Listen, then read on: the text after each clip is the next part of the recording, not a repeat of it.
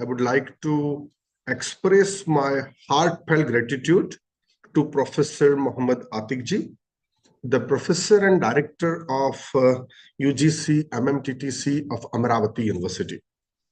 Amravati University is one of very vibrant universities, and the center particularly of UGC MMTTC is one of very renowned center. They are organizing many programs to help the academic fraternity working in various capacities at universities and colleges and help them to upgrade themselves, help them to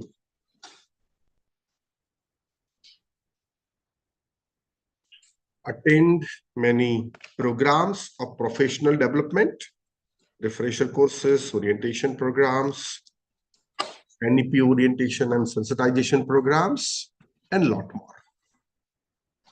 Today, we are going to discuss about Indian knowledge system, Bharatiya Gnan Parampara.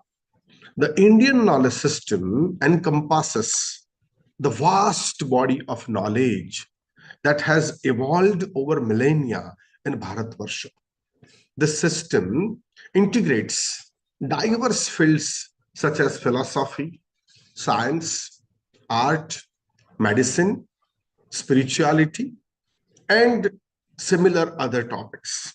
They all are reflecting on the holistic and interdisciplinary nature of ancient Indian thought.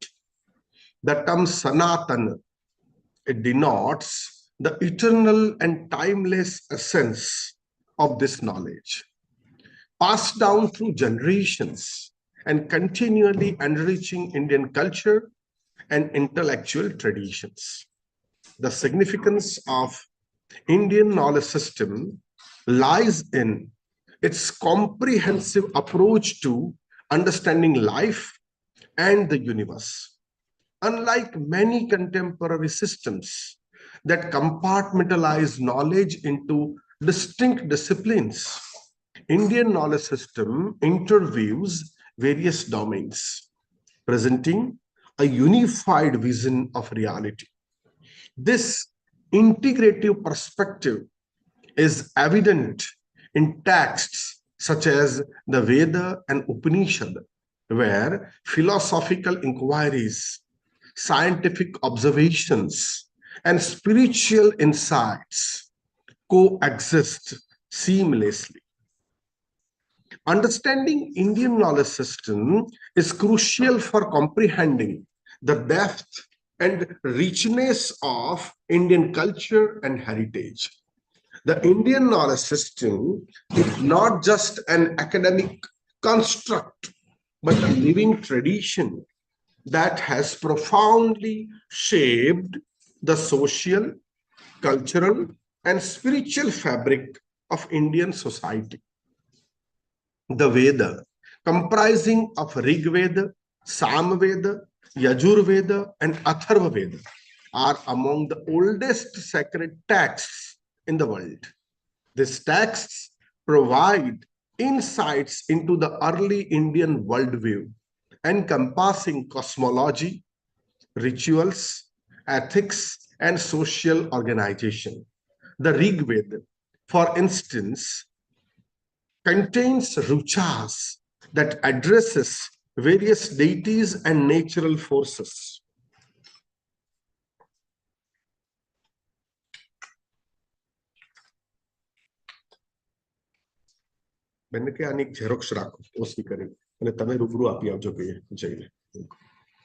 So this reverence is not just a religious sentiment, but cultural ethos that has influenced environmental conservation practices in India. The Upanishads, a collection of philosophical texts, delve into profound metaphysical questions about nature of reality, the self, and the universe. Concepts such as Brahma, the ultimate reality, and Atma, the individual soul, are central to Indian philosophical thought and have influenced various aspects of Indian culture, including art, literature, and spirituality. For example, the principles of unity in diversity, they are derived from the idea of the oneness of all existence. And it is a central aspect of Indian cultural identity. Scientific achievements, when we just try to map the achievements of India, ancient Indian sciences, particularly in the field of astronomy, mathematics, and medicine, have made significant contributions to global knowledge. Aryabhata's Aryabhatiya introduced the concept of zero and discussed the Earth's rotation, while Shushruta Samhita laid the foundations of surgery. These scientific advancements are not isolated achievements, but are embedded in the broader cultural context, reflecting the Indian tradition of holistic inquiry and innovation. Ayurveda, the ancient Indian system of medicine, emphasizes the balance between body, mind, and spirit. The holistic approach to health and well being is not only a medical practice, but also a cultural heritage that wellness practices in India. For instance,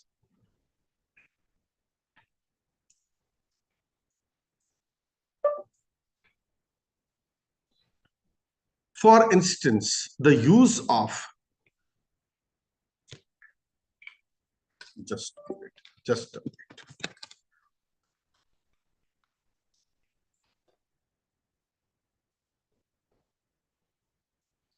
Yes. For instance, the use of natural herbs. Fire में कुछ problem हो रही है.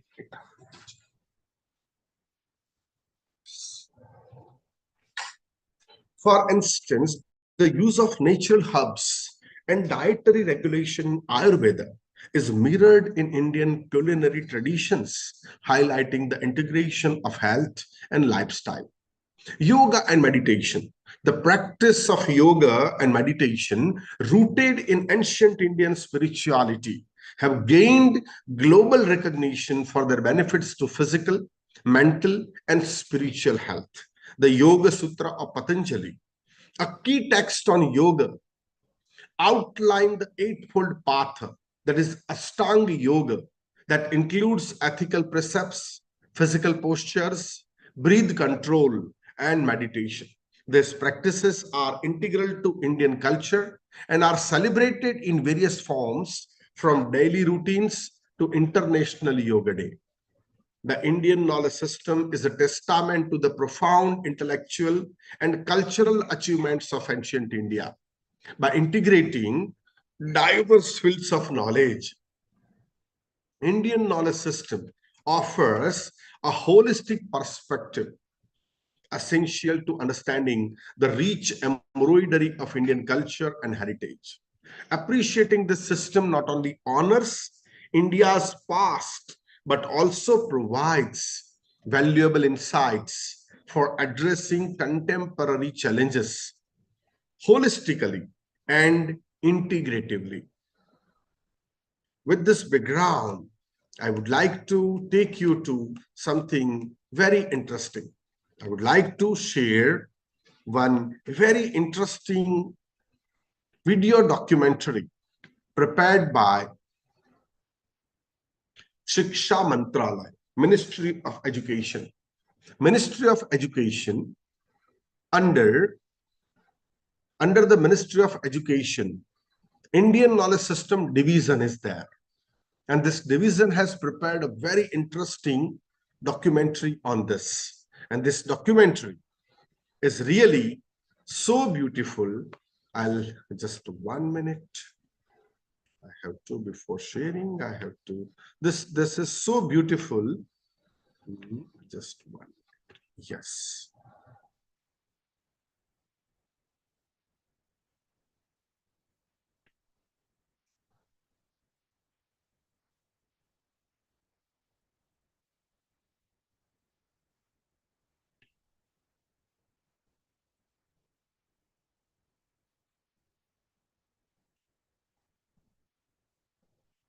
Yes, so this is one of very beautiful documentaries prepared on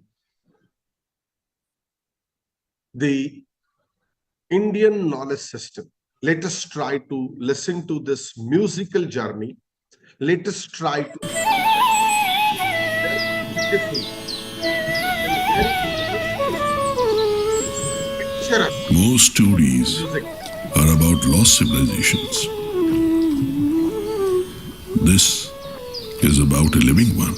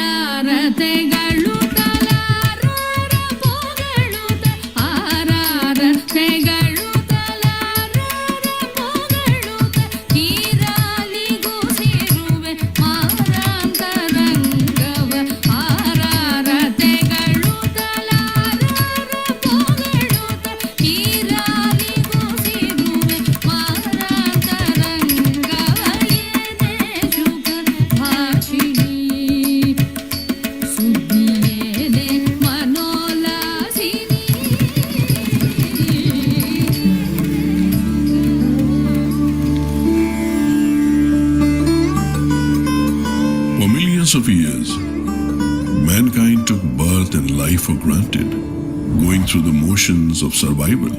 But somewhere, profound insights regarding the nature of our existence dawned upon an ancient people, the people of India. As civilizational wisdom expanded, learning itself became a sophisticated tradition for the Hindus.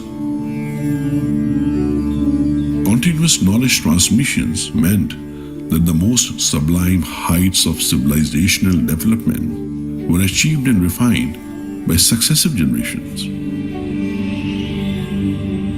But slowly, the times changed.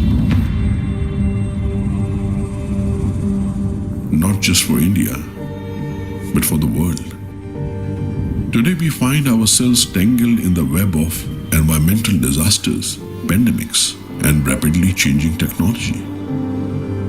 If we do not intervene, perhaps future generations will inherit a different earth.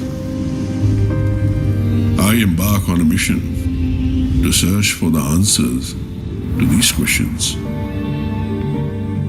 This journey takes me to the heartland of the world's oldest living civilization. The rolling hills and lush green fields of southern India that hold countless civilizational secrets. A meeting of great significance is about to take place in Thanjavur, the cultural seat of the great Chola Empire. In the giant shadow of Brihadeshwar, I am joined by Professor Mahadevan from IIM Bangalore.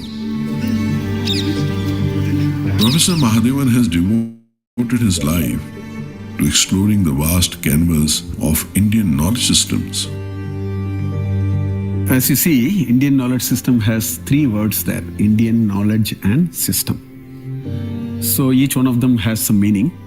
Therefore, Indian essentially means the Akhanda Bharat, which means somewhere from Afghanistan up to, I would say, Burma and even beyond that. So that's the Indian part of it.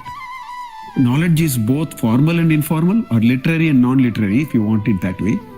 So we are sitting in a very beautiful temple complex here. Yes, so this temple is about 1,000 years old. There's a whole gamut of know-how or knowledge which is required to putting up this structure, which should remain also intact for 1,000 years. You need to know how to put the structure, layout and planning, what kind of logistics.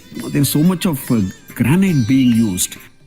There isn't granite around. So we don't know how they brought so much of volumes of granite here. So in modern terms, logistics and supply chain management, if I have to call it. Applied things like mathematics, astronomy, town planning and architecture, metalworking, they have been wonderful. There is a culmination of a number of ideas that the know-how which went behind all these, we can call it as system. So that way we can call it as Indian knowledge system, which is in practice, which is in use. Gopala Gokula Vallavi Priya Gopa Gosuta Vallabham Charanaaravinda Aham Bhaje Bhajaniya Suramuni சிற்ப சாஸ்திரத்துல தசதாள பிரமாணம்னு சொல்லுவாங்க. உத்தம தசதாளம், மத்தியம தசதாளம், அதம தசதாளம். அந்த தாள பிரமாணங்கள்ல தான் நான் அளவுகளை நியமிச்சு முகம் இவ்வளவு, கழுத்து இவ்வளவு, மார்பு இவ்வளவு, நெஞ்சு இவ்வளவுங்கிறத ஒரு பிரதானமாக சிற்பக்கலையில் அதை சொல்லி தான் நாங்கள் அமைக்கிறோம். அந்த பிரதான மூல ஆதாரமான அந்த தசதாள பிரமாணத்தில் முழுமையாக அளவு பிரமாணத்தோடு அமைஞ்ச ஒரு சிற்பம் தான் சோழர்கால சிற்பக்கலை. அதனால தான் மற்ற சிற்பத்தை விட சோழர்கால சிற்பம் அளவுலையும் அழகுலையும் மிக நேர்த்தியாக இருக்கிறதால தான் இந்த உலக அளவில் சோழர்கால சிற்பக்கலை இந்த அளவுக்கு உலக புகழ் பெற்றது.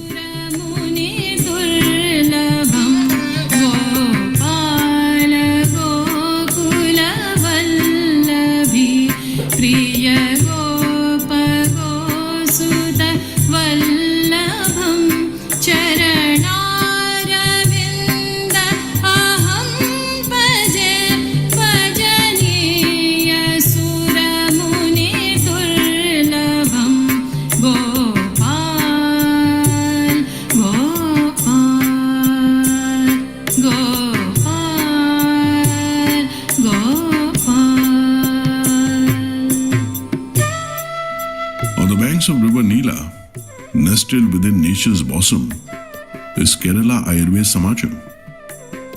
Established in 1902 by the Zamorin of Calicut, the Samajam continues to preserve the ancient Indian knowledge system of Ayurveda in its pristine form.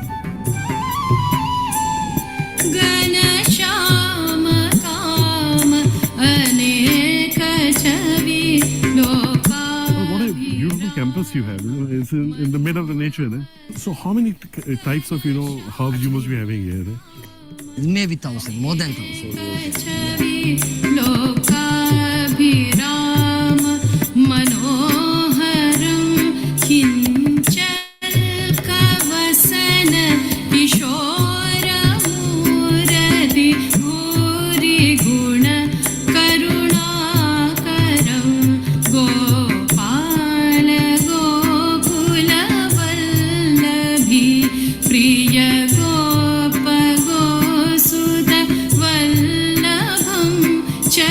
Tell us about the great tradition of Natya Shastra.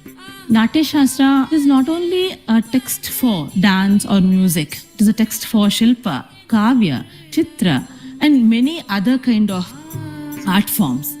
Without the element of dance, the knowledge of sculptor is incomplete.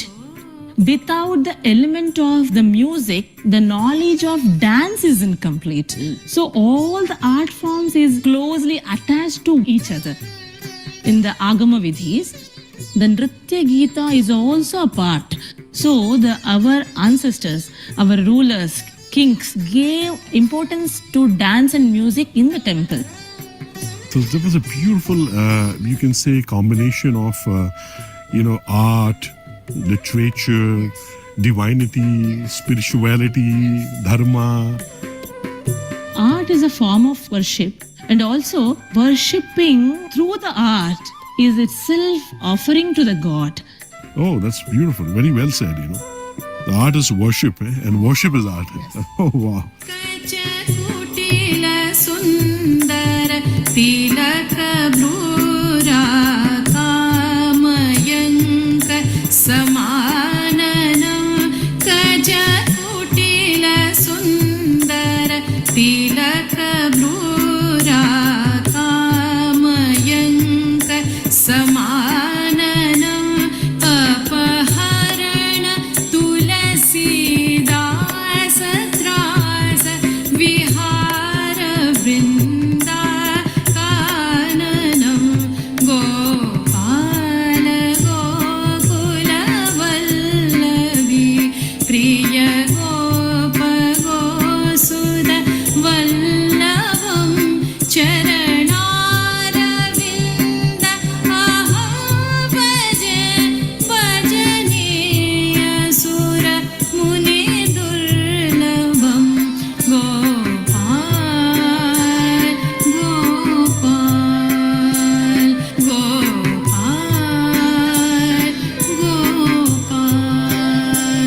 Gopal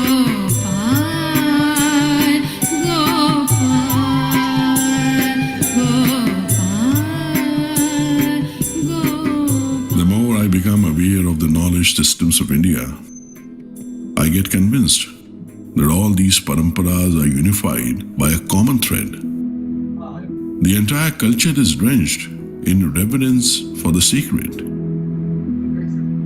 But this uniqueness is most vivid in India's scientific traditions.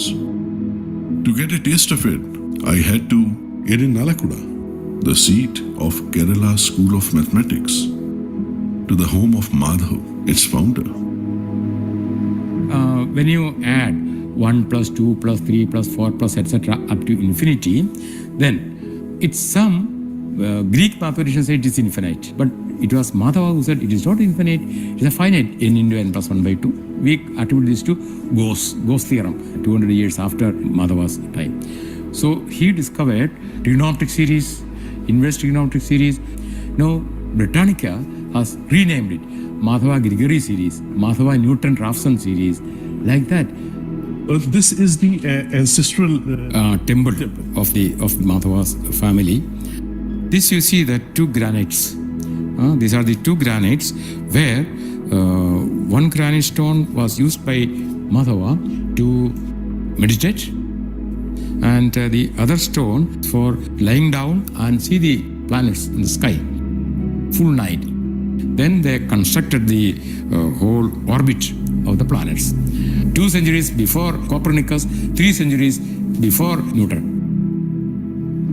why the discussion of Indian knowledge system cannot be complete without referring to Indian astronomy. Indian knowledge system has a very deep antiquity, which means it is accumulative in nature. It also has many layers. And if you want to understand the layers, then you must have a timestamp. Astronomy is time. India was the prosperous place in the world. Why?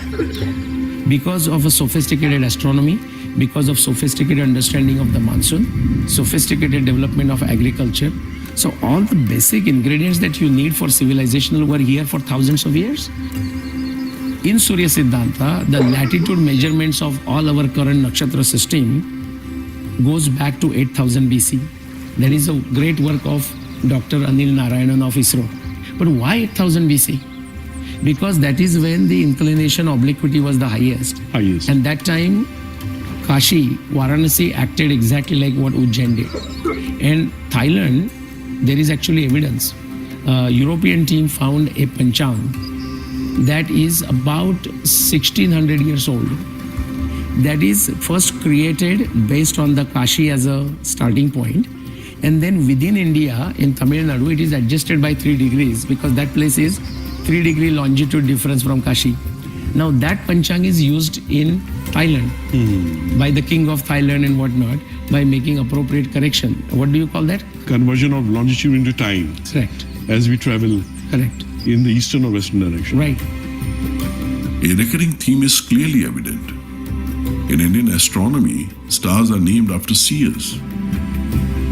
Madhav's mathematics flourished In a temple, Ramanujan's equations came from his Devi. It seems, for Indians, science was not contradictory to religion.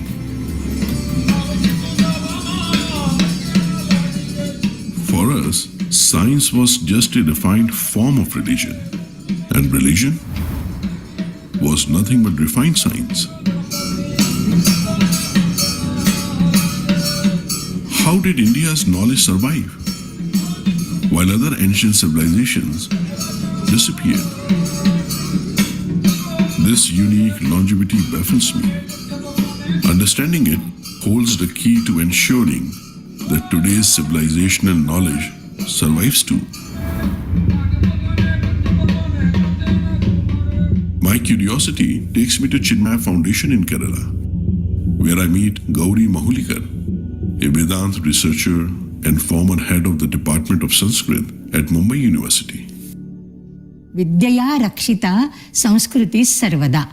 विद्या जो है for ever it protects the culture. प्रकृति से संस्कृति बनाना, this is the task for human being. And how he can achieve it? From विद्या. और ये जो विद्याएं हैं, अष्टादश विद्या स्थानानि कहते हैं, they are all in Sanskrit language. So 4 Vedas, 6 Vedangas, 4 Upangas and 4 Upavedas, it becomes 18. Ashtadasha Vidyaha Etaha. And therefore I say, Vina Sanskritam Naiva Sanskritihi. India को जानना है, इंडियन कल्चर जानना है, तो संस्कृत जाननी होगी. Inspired by Gauri's profound insights, I proceed to catch a glimpse of ancient India. The place is Mattur, a village in Karnataka which continues to speak and practice Sanskrit as its official language even today. Protected from globalization, Mattur is a pristine agrahar, a scholarly village which was established 600 years ago by the great king Krishna Dev Rai. आचार्य जी, यहाँ की क्या विशेषता है इस ग्राम की? यहाँ वेद और शास्त्र पढ़ने के लिए बहुत अवकाश मिलता है. ये तो परंपरा से ही हमारे गांव में है. संस्कृत का अध्ययन और अध्यापन, वेद का अध्ययन और अध्यापन. यहाँ गांव में 6 आहिताग्नि अग्निहोत्री हैं और 40 यजुर्वेद का पंडित हैं. और तुंगा जी ही हमारा गांव का विशेष है, क्योंकि ये तो जीव नदी है. Just a few hours from Mattur is the unmissable Sringeri, an ancient seat of learning founded by Adi Guru Shankaracharya more than a millennia ago. Sringeri continues to preserve and protect India's Sanskrit traditions. Script development took a long time in our civilization because we are primarily an oral tradition. So when scribes came along, so people who are knowledgeable, they usually dictate and scribes take it down. So this is a palm leaf. Palm leaf, and it's written with some kind of ink here. Usually a brass tool, it's inscribed. How wonderful. You can see the inscription, but you can't read it. We apply a kind of a powdered soot on it so that it starts appearing. The average age of a palm leaf manuscript is about 500 years. Once the manuscript becomes old, when it becomes fragile, so another copy is made. To ensure perfect transmission of knowledge across millennia seems like an impossible task. For perspective, today's advanced digital technology can become extinct if a solar flare hits Earth today. Papers and manuscripts are not safe from calamities. The only thing which would survive the last mile would be a living knowledge retained in the hearts and minds. A rigorous oral method to preserve knowledge without errors. The idea is profound, but then why only Sanskrit? What's so special about it that Sanskrit succeeded in protecting the Indian knowledge system for such a long time? When nobody even thought of, the words could have a science, we have an entire system of Vyakarana, Panini's grammar, where he, very distinctly states which varna, which consonant emerges from which part of the mouth cavity. It is the only language in the world which is like, as you write, so you spell, and as you spell, so do you write. In Hardly writing differ. and speaking, it is written Okay, in the same but in style. English, PUT put and So BUT it is but. written in the Why same it is style not as but? it is. I mean, there are hundreds of such examples. So Sanskrit is the only language, perhaps, which is very, very pure in that manner. If I recite a Vedic mantra today, for all you know, this is how it was recited 5,000 years back. So why I'm saying this is the uniqueness of transmission. And this transmission has happened by and large, through the Guru Shishya Parampara. So basically the whole idea, as you rightly said, is moment you say oral, then obviously the medium of transmission is human beings. Therefore, there is this guru who is mastered, and then there was a mechanism of creating a large number of Sishyas. If you talk of this Stapatya, the architect who designs this temple, he will be a guru, he will have a Sishya. A metalsmith who does some complex metal working will have a guru, he will have a Sishya. So this is how we orchestrated the whole thing. It was not just about the Vedas. Every science, every engineering, every technology that we practiced, it was all through a system of Gurukula. A guru could transmit it to 100 odd people. So the 100 odd people, out of that maybe some 20, 30 odd will actually become a guru. So now one can imagine how this knowledge is going to go.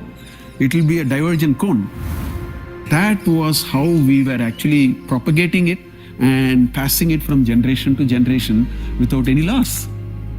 This ecosystem of value-based transmission of knowledge is perhaps the most unique jewel of Indian knowledge systems.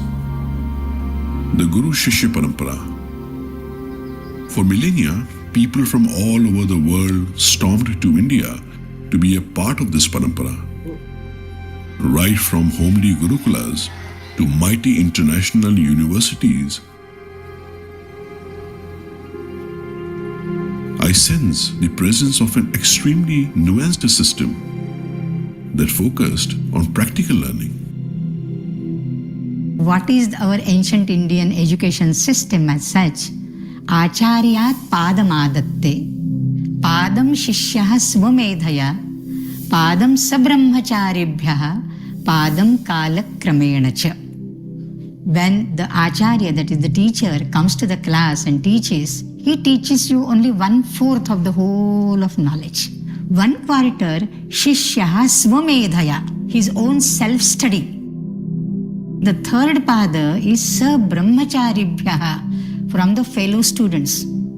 We call it peer learning nowadays. And the fourth is what we call today experiential learning. That is kalakramenacha. Time has to pass by. You have to ripen with the time. When you walk with the Guru, you talk with the Guru, you eat with the Guru, and play with the Guru.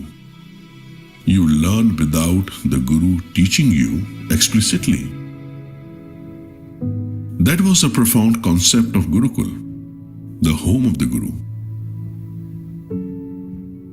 No need for value education classes as today, when the entire system is value-oriented.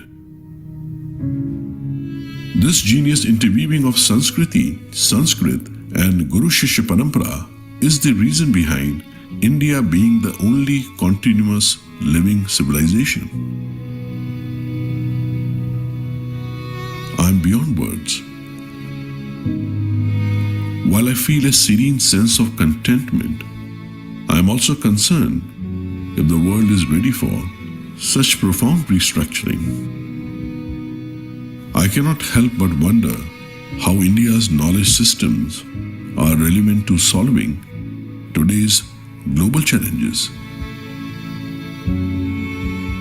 Why do you think, the exploration, of the Indian knowledge system is very necessary in the modern context? See, the next 100 years is going to be a knowledge society. It's not about military power. It's all about who has the knowledge. And one of the important principles in strategy is what is called path dependence. The path that you walk is a function of the path that you have already walked. So for a society, for a culture, you need to know the path. The whole world is talking about sustainability. Now, if you look at the Sanskrit word dharma, the very meaning of dharma is that which can behold or sustain. But scriptures have lots of ideas on sustainable living, sustainable ways of maintaining large-scale systems, sustainability as an important concept, and so on. हमारा चश्मा बदलना पड़ेगा. Our perspective, we are very biased. We take pride in learning foreign languages. All European languages also are derived from Sanskrit. Why can't we learn that? And another thing which is very, very special about our ancient Indian education system is they address the entire humanity as the children of immortality. Shrunuvantu Vishve Amritasya Putraha. Vasudhaiva Kutumbakam. The entire world as one family. That is the lesson of ancient education system.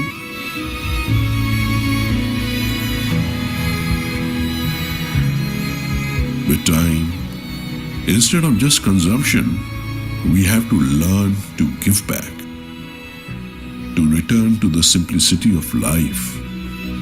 That's what Indian knowledge systems have to offer us. The rapture of being human, the joy of constant learning, the pleasure of sharing. Coming times will test us. Yet the ancients continue to watch quietly from the shadows, holding solutions to our problems. If only we are humble enough to look back with an open mind.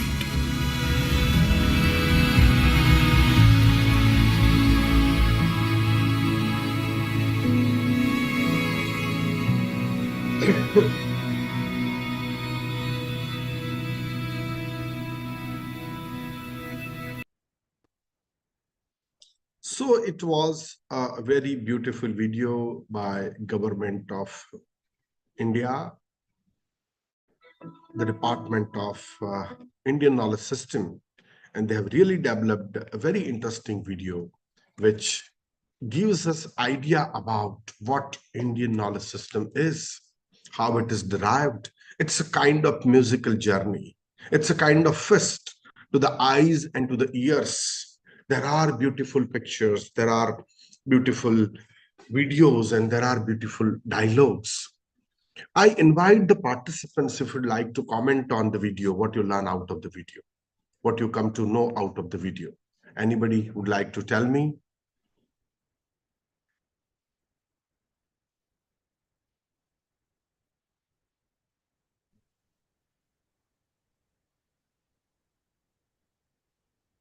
Older knowledge was very good, and we have to learn many things from that older knowledge.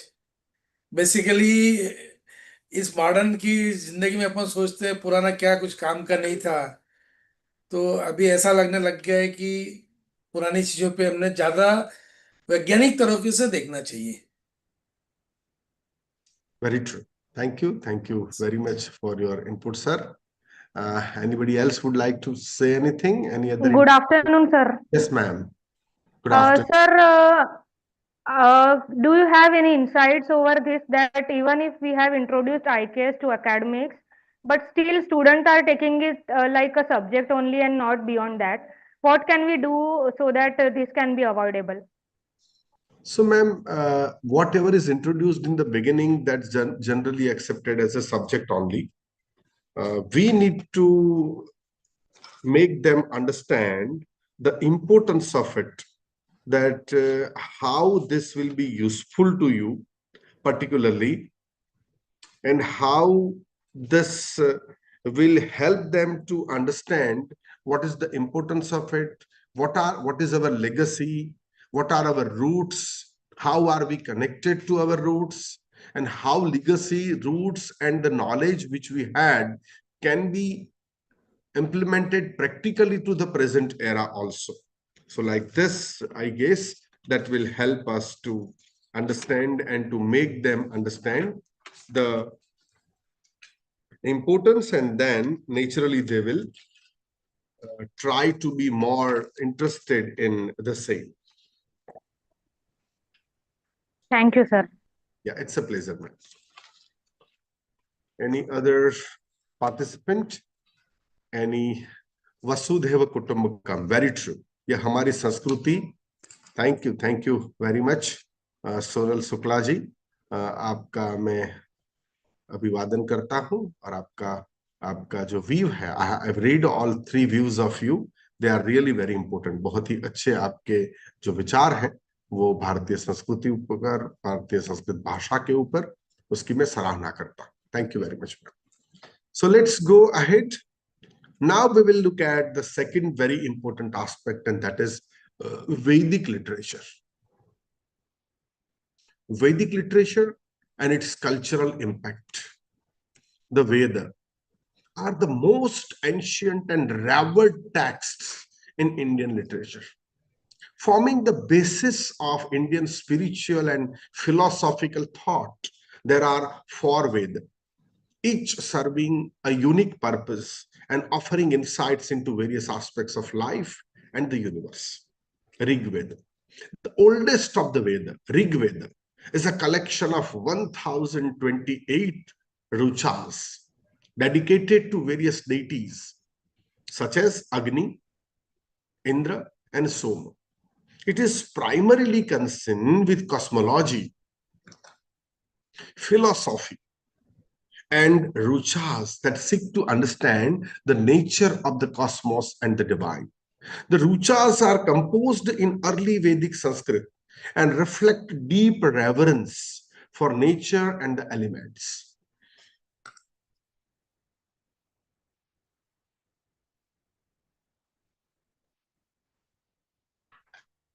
Samveda, known as the Veda of melodies, Samveda consists primarily of ruchas derived from the Rig Veda but set to musical notation.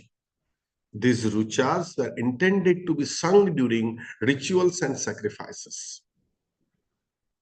The musical aspects of the Samveda highlight the importance of sound and melody in spiritual practices, which is a foundation of the rich tradition of Indian classical music. Yajurveda. Yajurveda is divided into 2 main sections. The white Yajurveda and the black Yajurveda. It consists of prose mantra used in ritualistic sacrifices. Unlike the Rig Veda and Samveda, the Yajurveda provides detailed instruction for performing these rituals, making it practical guide for priests conducting sacrifices, that is yagna. The Atharva Veda is a collection of spells, charms, and incantations addressing everyday concerns such as death, such as health, protection, and prosperity. It is more diverse in content than the other Vedas and include material related to medicine, sorcery, and daily rituals. The Atharva Veda reflects a more practical and accessible aspect of Vedic literature, focusing on immediate needs and concerns of the people. Influence on rituals, traditions, and societal norms. The Veda have profoundly influenced Indian culture, shaping rituals, traditions, and societal norms that combine and that continue even today. The Vedic rituals, especially those described in the Yajurveda, have laid the foundation for Hindu rituals performed today. These include performing yagna, sacrificial rituals, to please the deities, seek blessings, and maintain cosmic order. The intricate details provided in the Yajurveda have ensured the continuity and consistency of these rituals over millennia. The Veda they have also given rise to various cultural traditions and festivals.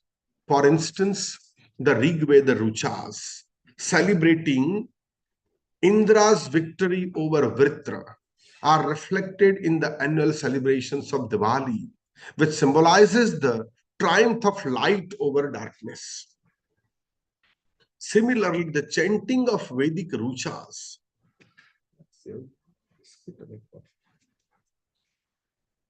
during wedding ceremonies, naming ceremonies, and other life cycle events showcase the enduring influence of Vedic traditions.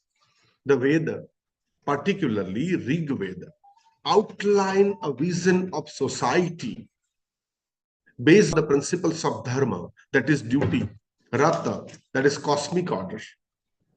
This text emphasizes the importance of maintaining social harmony and fulfilling one's duties towards family, community, and divine. Beta nariyal pani apan. The concept of varna, social class, first mentioned in the Rig Veda, has played a significant role in structuring Indian society through its interpretations and applications. And these interpretations and applications have evolved over time.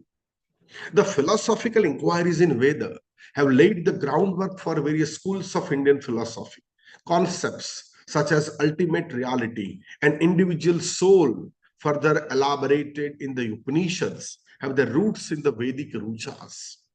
These ideas have shaped not only religious beliefs, but also ethical and moral frameworks within Indian culture.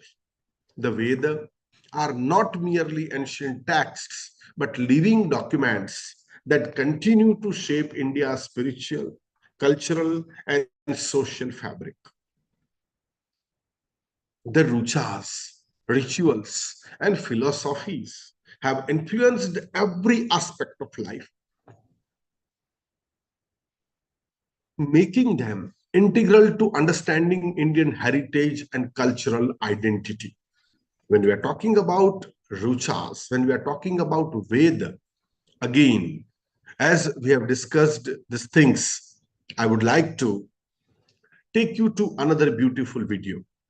I will discuss about one aspect and I'll take you to the video related to that. That is how we will go for this session. So this video is everything about Veda. So let us try to understand everything about Veda. Learning English on YouTube can be different. One moment, you're in the middle of a Van Gogh painting, and then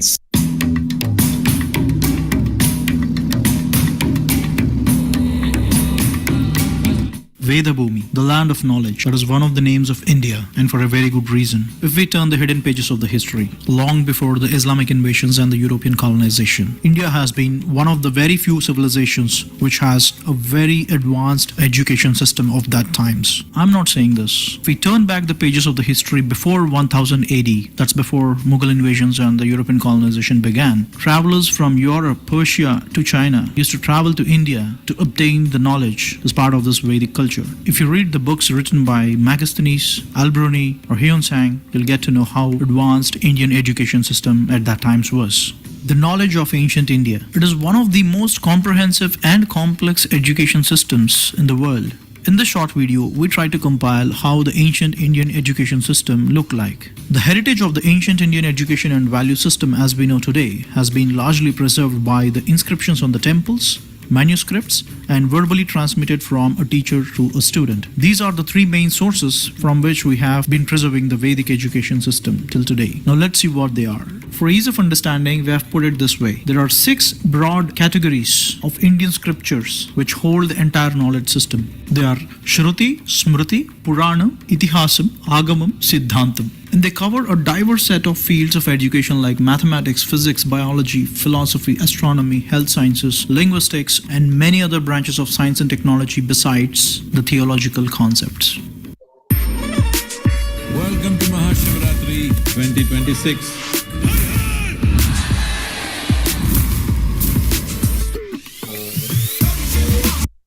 Starting with the first one, Shruti. Shruti is well known as the Vedas, and there are 4 of them: Rig Veda, Yajur Veda, Sama Veda, and Atharvana Veda. Rig means praise, a form of expressing the gratitude. It explains about the various hymns praising the elements of nature and cosmos. And the second one is Yajur Veda. Yajur means worship. It explains about different procedures of worship of the nature and cosmos. And the third one is Sama Veda. Sama means song. It gives a music-driven canonical format to the other Vedas for ease of recitation. The fourth one is Atharvana Veda. Atharva means stable mind. It sets the rules for a steady state daily life activities that needs to be observed in a Vedic culture. All these 4 Vedas are not just like any other 4 ordinary books. You will not understand a word of it unless you are blessed with a guru who can explain to you what each of these mean, and they are highly interconnected with each other. Further down, if we look into any of these 4 Vedas, it has 4 fundamental blocks: Aranyaka, Brahmana, Samhita, Upanishad, supported by 6 external blocks: Siksha, Vyakarana, Chandas, Nirukta, Jyotisha, and Kalpa. We'll keep it very simple, not going to further details. The 4 internal blocks of Aranyaka, Brahmana, Samhita, and Upanishads, they describe the theosophical, philosophical, and physiological anatomy of the cosmos and the nature and the fundamentals of human existence. In simple words, it describes Brahman, which means the ultimate and the supreme power of the existence. And the 6 external blocks, Siksha, Vyakarana, Chandas, Nirukta, Jyotisha, and Kalpa, these are called as Vedangas. They complement the knowledge framework of Vedas with different and intricate specializations each.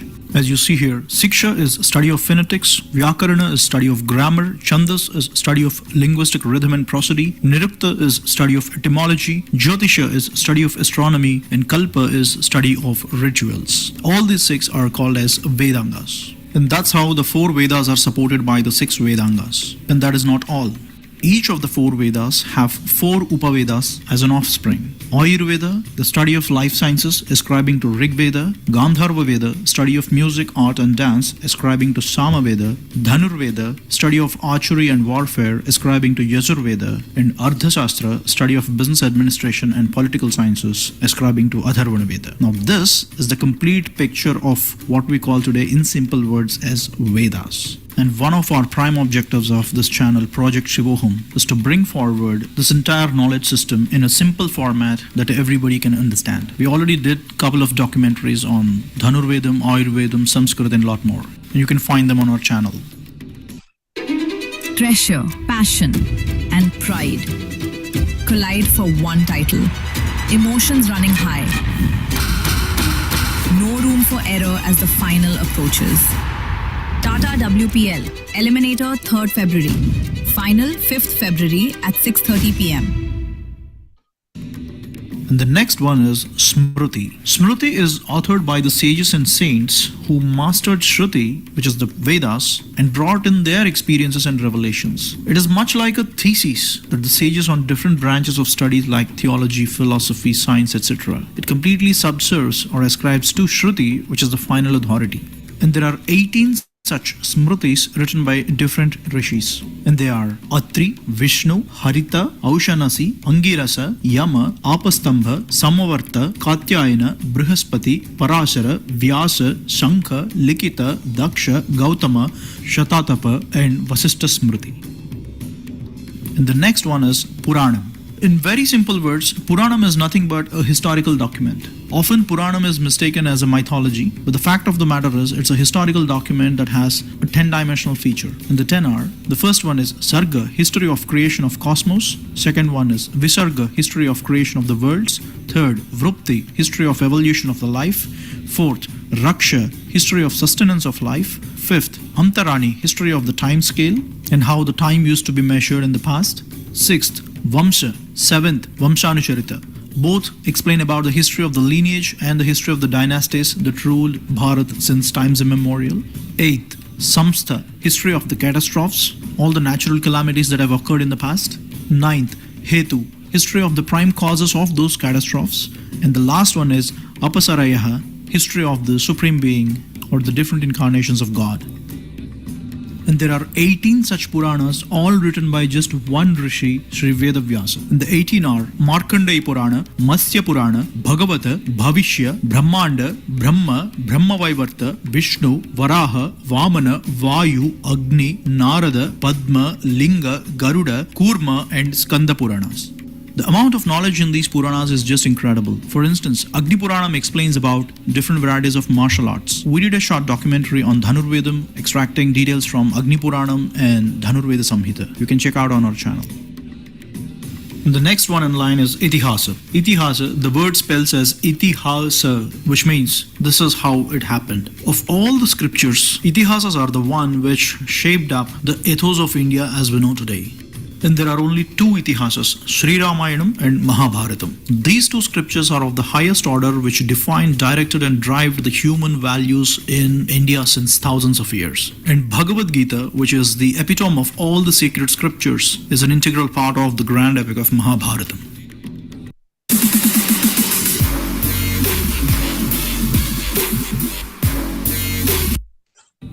And the next one is Agamas. Agamas are treatises on theology, epistemology, and also describes the architectural principles of temple construction. Basically, they are the rule books of how a temple needs to be constructed and the rituals in the temple needs to be organized.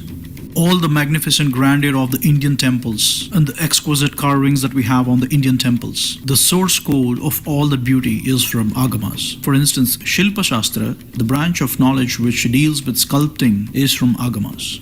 And there are 77 Shakti Agamas, 28 Shiva Agamas, and 108 Vishnu Agamas. So wide and so deep.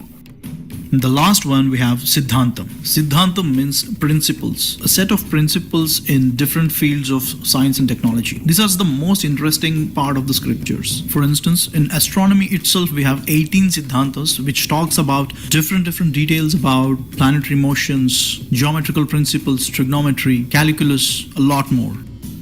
In this category, we have a huge set of scriptures that are in the fields of science and technology. To name a few, Sushruta Samhita by Rishi Sushruta on surgery and medicine, Aryabhattiyam by Aryabhatta on astrophysics and astronomy, Ardhashastra by Chanakya on commerce and business administration, Panchasiddhanta by Varahamihira on treatise of astronomy, Rasendra Mangalam by Nagarjuna on the science of alchemy, and the list goes on and on. And that is a very brief history about the Vedas and the other scriptures of ancient Indian education system. For ease of understanding, we tried to condense a lot, but it is so wide, deep and complex all at the same time. And the backbone for this entire education system is Sanskritam. And if we don't have the competence of Sanskritam, all this knowledge system is good for nothing. Let me give you one example and you will understand it. Here is a slokam from Aryabhattiya, written by Aryabhatta. Yes, the same man whom we celebrate that he invented zero. In this slokam, he gave two scenarios. The first scenario is two bodies moving in opposite directions, and the second scenario is two bodies moving in same direction. He says that time elapsed for R and B to pass through or otherwise is equal to the distance by sum of their speeds. And in the other scenario, it is distance by difference of the speeds. In simple words, he gave the equation of speed is equal to distance by time. This equation of speed is equal to distance by time is the foundation for kinematics, a branch of physics, which is the heart and soul of everything that moves in this world. This equation is the foundation in the engineering of be it a car or a space shuttle. This equation is a revolutionary discovery.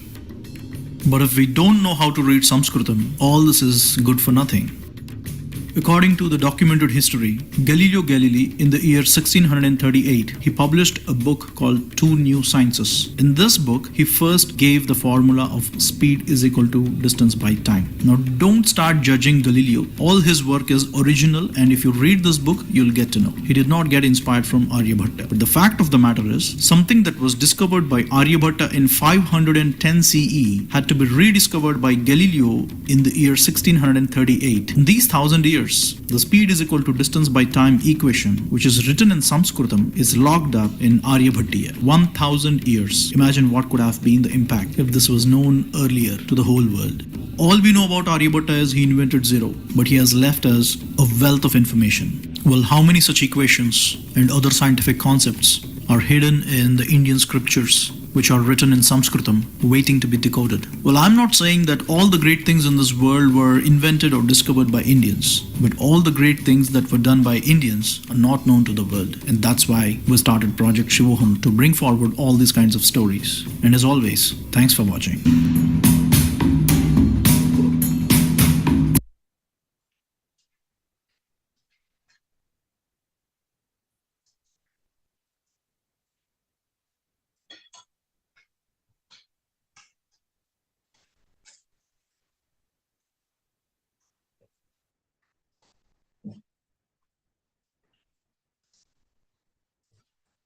So this is what was about Veda.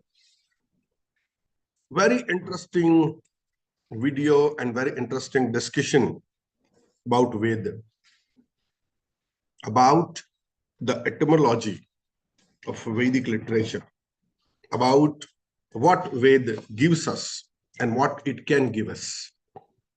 Now let's go ahead to Upanishad. The Upanishads, also known as Vedanta, are a collection of philosophical texts that explore the fundamental questions of existence, reality, and the nature of the self. Composed between 800 BCE and 500 BCE, the Upanishads are considered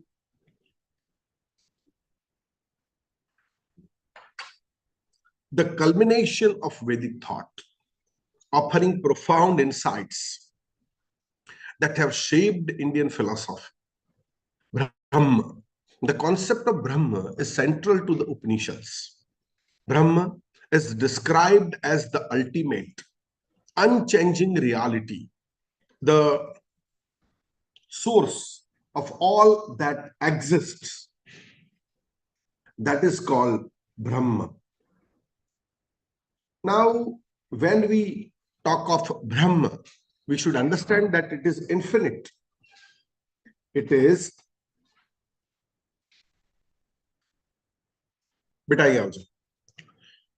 and eternal and beyond human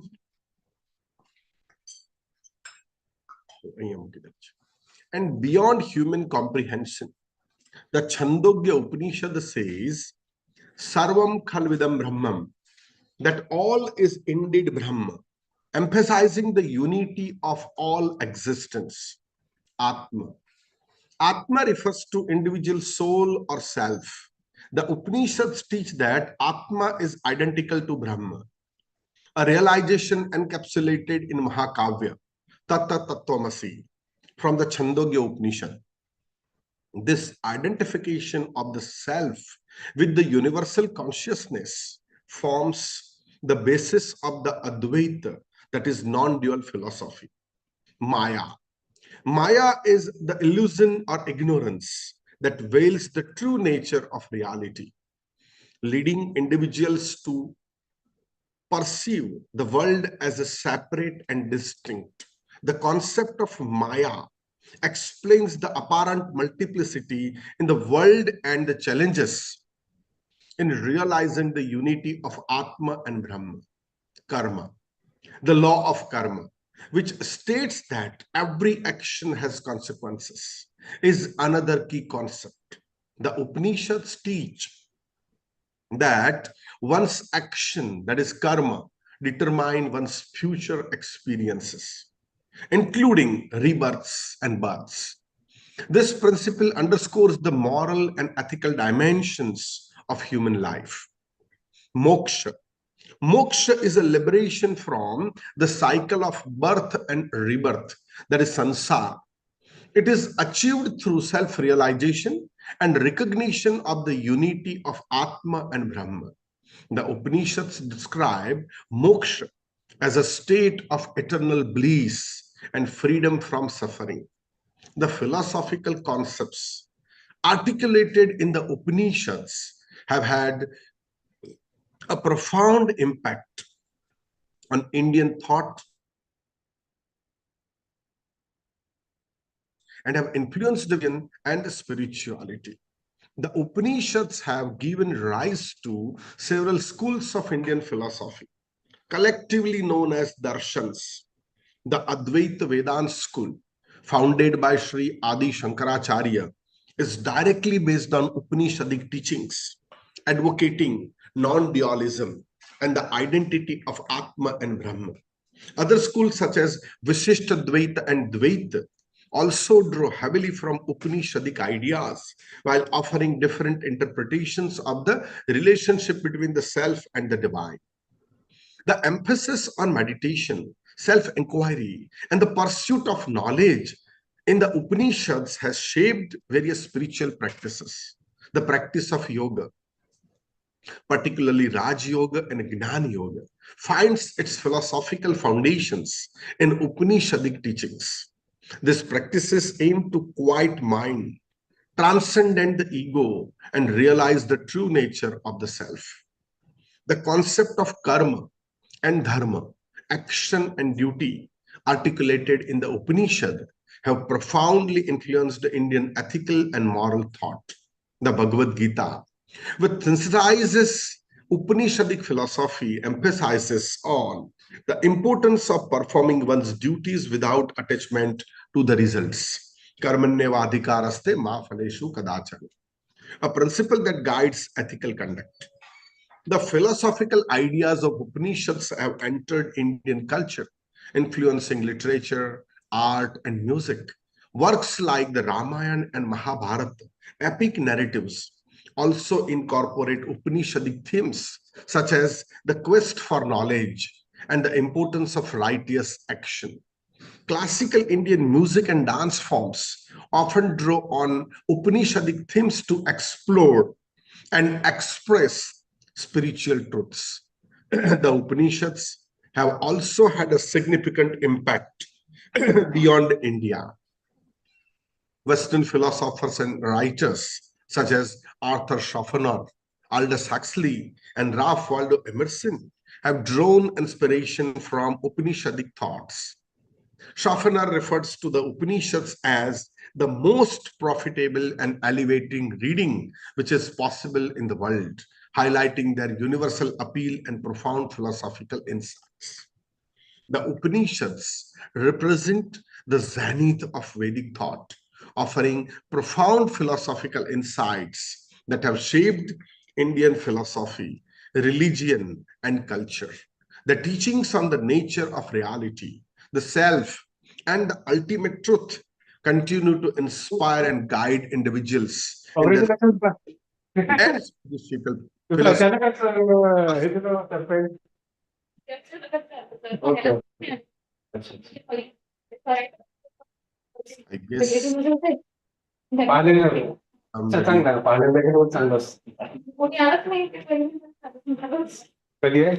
इसका mic on है. Sir, please continue. Off कर दिए. Yeah, please. Yeah, thank you very much, sir, for moderating it.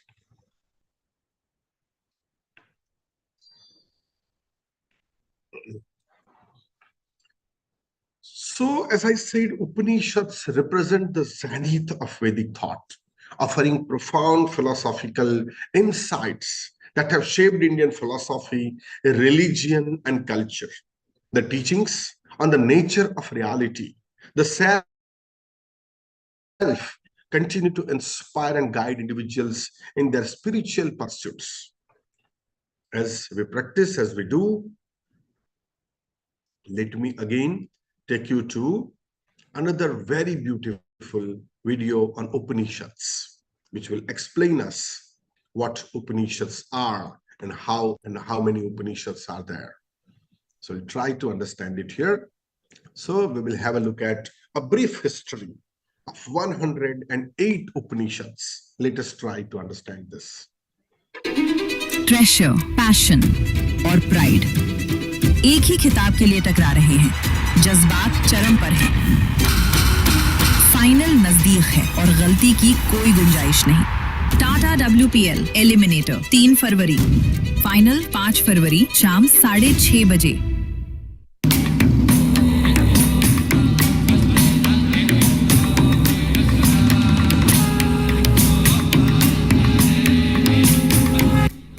from one kind of deadly cold during the Ice Age to another kind of deadly cold during the COVID-19. If we consider our civilization collectively on the face of Earth over the last thousands of years, the most important instrument of survival for humans has always been buddhi, the human intelligence. And to set things in right perspective, even a plant has intelligence, or a monkey, or a dog, or a cat, or you name it. Every living thing has a certain degree of intelligence. It is just that we have a better degree of intelligence compared to any other species. And the human intelligence, or the buddhi, stands on the pedestal of tarka, which is logic and reason. Now the question for all of us is, do we have any other capabilities as humans which is more powerful than the human intelligence? I am not at all interested in any kind of fluffy jargon or beat around the bush with nonsensical English. Again, repeating the question, for us as humans, what is the most powerful capability? Is it just the human intelligence,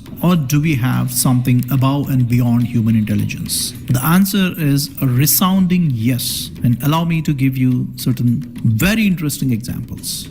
Here are a handful of scientific discoveries that went beyond human intelligence. Srinivasa Ramanujan to calculate the most accurate value of pi in the shortest time possible.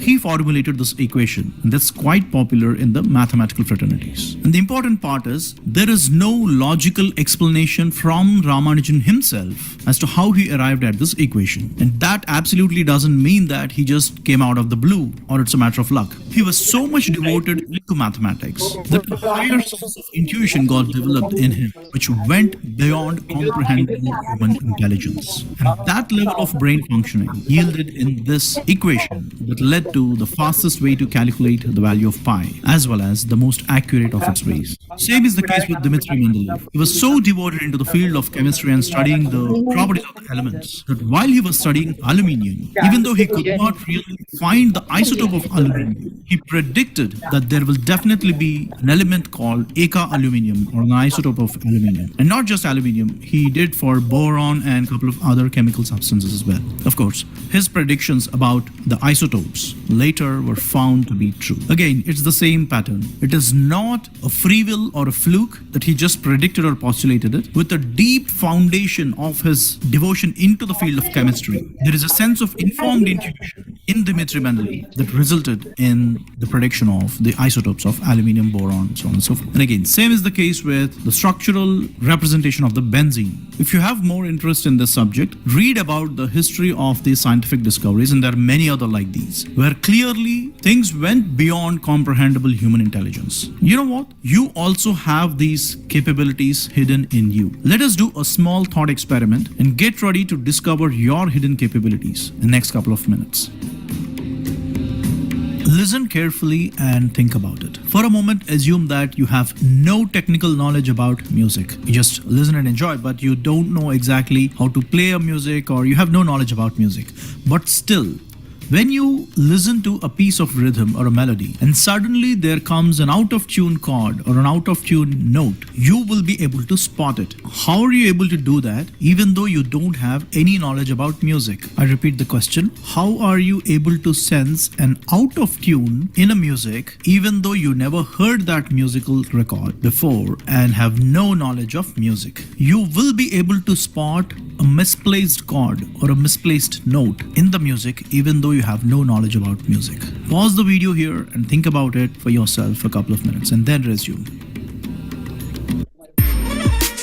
Welcome to Mahashivratri 2026. Okay, let me reveal the answer now. Our human brain have certain inbuilt capabilities that we mostly don't recognize. And the first one is pattern recognition. Our brains are excellent at recognizing patterns, including those in music. When you hear a melody, your brain starts to form expectations about what notes should come next based on the pattern it detects. When a note doesn't fit in the expected pattern, such as being out of tune, it stands out as incorrect. Second one, relative pitch. Even without formal music training, many people have this natural ability called relative pitch. This means you can perceive the relationships between different pitches, high, low, and the intervals between them. Even if you can't necessarily identify specific notes or name them, you will be able to spot the inconsistencies. When a note is out of tune in music, it disrupts the perceived relationships and the sounds discordant. Third and most important, emotional response. Some songs make you feel sad and some songs make you feel happy. You know why is that? Music often evokes emotional response, and a wrong note can disrupt the emotional flow when you listen to a piece of music. Your brain might pick up on this emotional disturbance when you hear an out of tune and then prompting you to recognize the note as incorrect. Now, why I'm saying all this is, all these capabilities about human brain, we all have them, just that we don't know them. Everything and anything in this nature cosmos, including inside the human body, is a complex web of cause and effect. And human intelligence is a great instrument to trace the effect back to its cause. But it is not just the human intelligence alone would be sufficient to always trace the effect back to its cause. It is deep introspection, observation, critical thinking, negative thinking, highest levels of concentration through meditation. Like this, there are lots of functions that go beyond normal human intelligence to explore the cause-effect relationship in this nature and cosmos.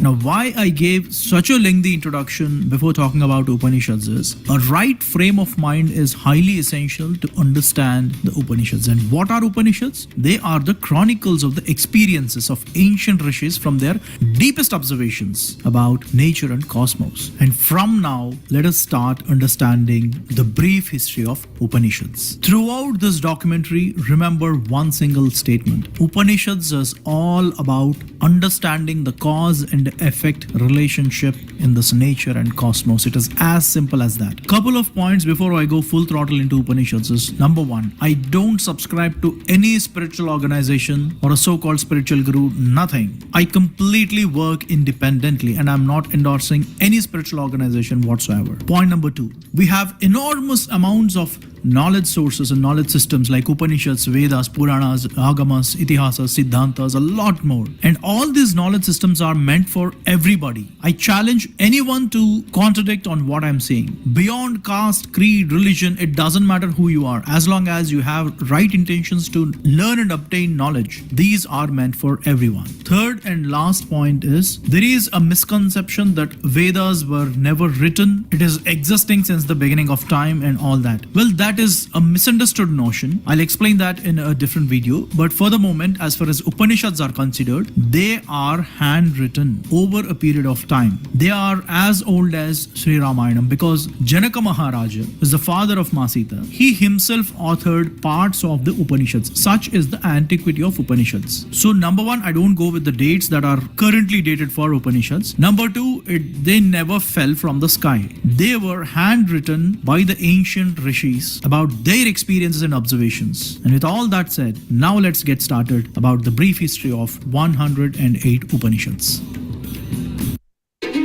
Treasure, passion, and pride collide for one title. Emotions running high. No room for error as the final approaches. Tata WPL, Eliminator 3rd February. Final 5th February at 6:30 p.m. Leave his body! Let the green flag... 108. That is the count of Upanishads that are generally considered both as major and minor, and broadly and in a non-binding way. The classification of these Upanishads are as follows into 5 categories, broadly depending on the area of their focus. Type 1 is Yoga. This type of Upanishads emphasize mostly on the concepts of yoga. Type 2 Vedanta, which is philosophy. Type 3 Mantra. Type 4 Sannyasa, the ascetic life. Type 5 Sharira, which is the physiological aspects like Garbha Upanishad, so on and so forth. So these are the 5 broad classifications of the Upanishads. 108. Of course, it's quite impractical to cover all of them in one video. So now what I'm going to do is handpick 10 most widely accepted as the authoritative Upanishads of all, and also considered as the oldest Upanishads of all. Starting with the first one, Isha Upanishad. The name Isha means Lord or ruler. And the supreme reality or the primordial cause, which is quite literally the reason for existence of everything in this world, is referred as Isha. Hence the name Isha Upanishad. And the contents goes like it discusses the omnipresence of Brahman, emphasizes living a balanced life, advocates renunciation of both pleasure and pain, explains the nature of the soul, talks about the unity of the self with the nature, concept of karma, so on and so forth. The Isa or Isana Upanishad fires up your soul, reminding you that you and the universe are one with the supreme reality Brahman. It pushes you to see beyond the fleeting material world and recognize your true infinite self. Live with purpose and selflessness, balancing wisdom and action. Embrace the divine within. Lead a life of ethical integrity, and you'll strive towards ultimate liberation. Ishana Upanishad says that you are not part of the universe, but you are the universe itself. How to live boldly, live wisely, and realize your boundless potential. That is what Ishana Upanishad demonstrates. The second Upanishad is Kena Upanishad. Kena means by whom. This Upanishad emphasizes completely on questioning by whom is this nature and cosmos shaped up the way it is today. What is the cause behind that? Questions the source of existence, nature of self, questions the nature of Brahman. The Kena Upanishad urges you to find the source of all your thoughts and actions. It asks, who powers your mind and senses? The answer is Brahman, the ultimate reality. By exploring this, you realize your true wisdom isn't just learning but experiencing this divine force. Seek the source, understand the power within, and discover your connection to the infinite nature and cosmos around us. Number 3. Katha Upanishad. The name derived from the name of the sage Katha. And this Upanishad discusses about the concept of death in the most beautiful of its ways. The Katha Upanishad centered on a dialogue between a young boy. Welcome to Mahashivratri 2026. Called Nachiketa and Yamadharmaraja, the god of death, delves into the life's ultimate questions. It explores what happens after death and the nature of the soul. Through their conversation, it reveals the path to self-realization and immortality. The Upanishad teaches that by understanding the eternal soul or the Atman and its unity with the supreme reality that is the Brahman, one can conquer death. I repeat the word, conquer the death, or rather the fear of death, and achieve true enlightenment. Seek the inner truth, transcend fears, and discover the eternal essence within you. The speciality of Katha Upanishad is it takes the most horrendous fears of human existence, which is the death, head on. That's what Katha Upanishad teaches, and of course a lot more than that. But the best part is it is Yamadharmaraja who narrates how you need to deal with death. It's quite an interesting one. Anyways, let's move on. Number 4, Prashna Upanishad. As the name itself says, it's all about 6 profound and specific questions. The Prashna Upanishad revolves around 6 profound questions posed by 6 seers to the sage Pippalada. It explores the nature of the universe, the source of life, and the paths to spiritual enlightenment. And the 6 questions are: number 1, the origins of the universe; number 2, the elements that sustain the life; number 3, the nature and functions of the vital forces, which is the prana shakti; number 4, the relationship between mind and the senses; number 5, the nature of meditation and its benefits; number 6, the essence of the supreme reality Brahman. Through these deep inquiries, it reveals the insights into the connection between the microcosm and the macrocosm, between you and the entire universe, guiding you towards the ultimate knowledge and self-realization. That's what Prashna Upanishad is all about. Up next is the 5th one, the Mundaka Upanishad. The name Mundaka is derived from Munda, which means shaved head, implying renunciation. Mundaka Upanishad talks about 2 different kinds of knowledge, the higher knowledge and the lower knowledge. The Mundaka Upanishad guides you on the path to enlightenment by distinguishing between higher knowledge, which is called as para, and lower knowledge, which is called as apara. It uses the metaphor of 2 birds sitting on a tree. One bird enjoying the fruits, symbolizing the individual soul engrossed in the worldly pleasures, while other bird. Welcome to Mahashivratri 2026. representing the Supreme Soul, watches in serene the detachment. The Upanishad teaches that true wisdom comes from understanding the supreme reality, which is the Brahman. And especially when we are talking about Mundaka Upanishad, important to understand. No Upanishad emphasizes you to give up all your material world aspects and become like ascetics. No, that is never the message of any of these Upanishads. It is about continuing our daily lives and our daily responsibilities and routines, but at the same time, give it a deep thought about this complex web of cause and effect, understanding both pain and pleasure the way it needs to be understood. And it never says that give up your responsibilities. Most important of all to understand, the ascetic life is not meant for everyone. Especially the youngsters, we have to be ambitious. We have to go after our goals and objectives. Just that we also need to question the purpose of life with a broad mind. And that's what Upanishads unequivocally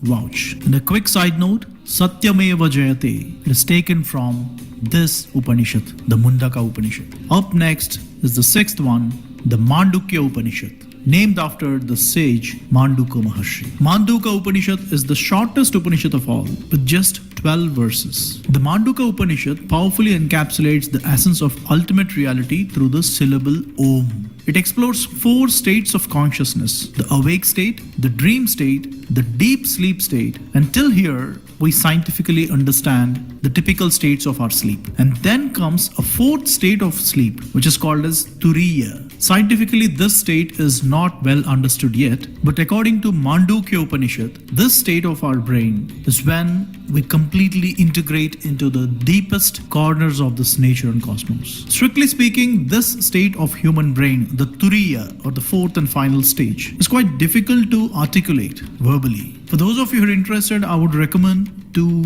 go through Mandukya Upanishad, where it explains different states of human brain functioning. It's quite interesting. Let's move on. Up next is the 7th Upanishad, the Taittiriya Upanishad, derived from the Taittri, referring to a school of Yajurveda, hence the name Taittiriya Upanishad. This Upanishad consists of 3 sections or vallis: Siksha, Brahmananda and Bhrigu. The Siksha Valli emphasizes knowledge, ethics, interconnectedness, etc. The Ananda Valli, it discusses about the 5 sheaths of the human body: Annamaya Kosha, Pranamaya Kosha, Manomaya, Vijnanamaya, Anandamaya Koshas. The food that we eat is called as Annam.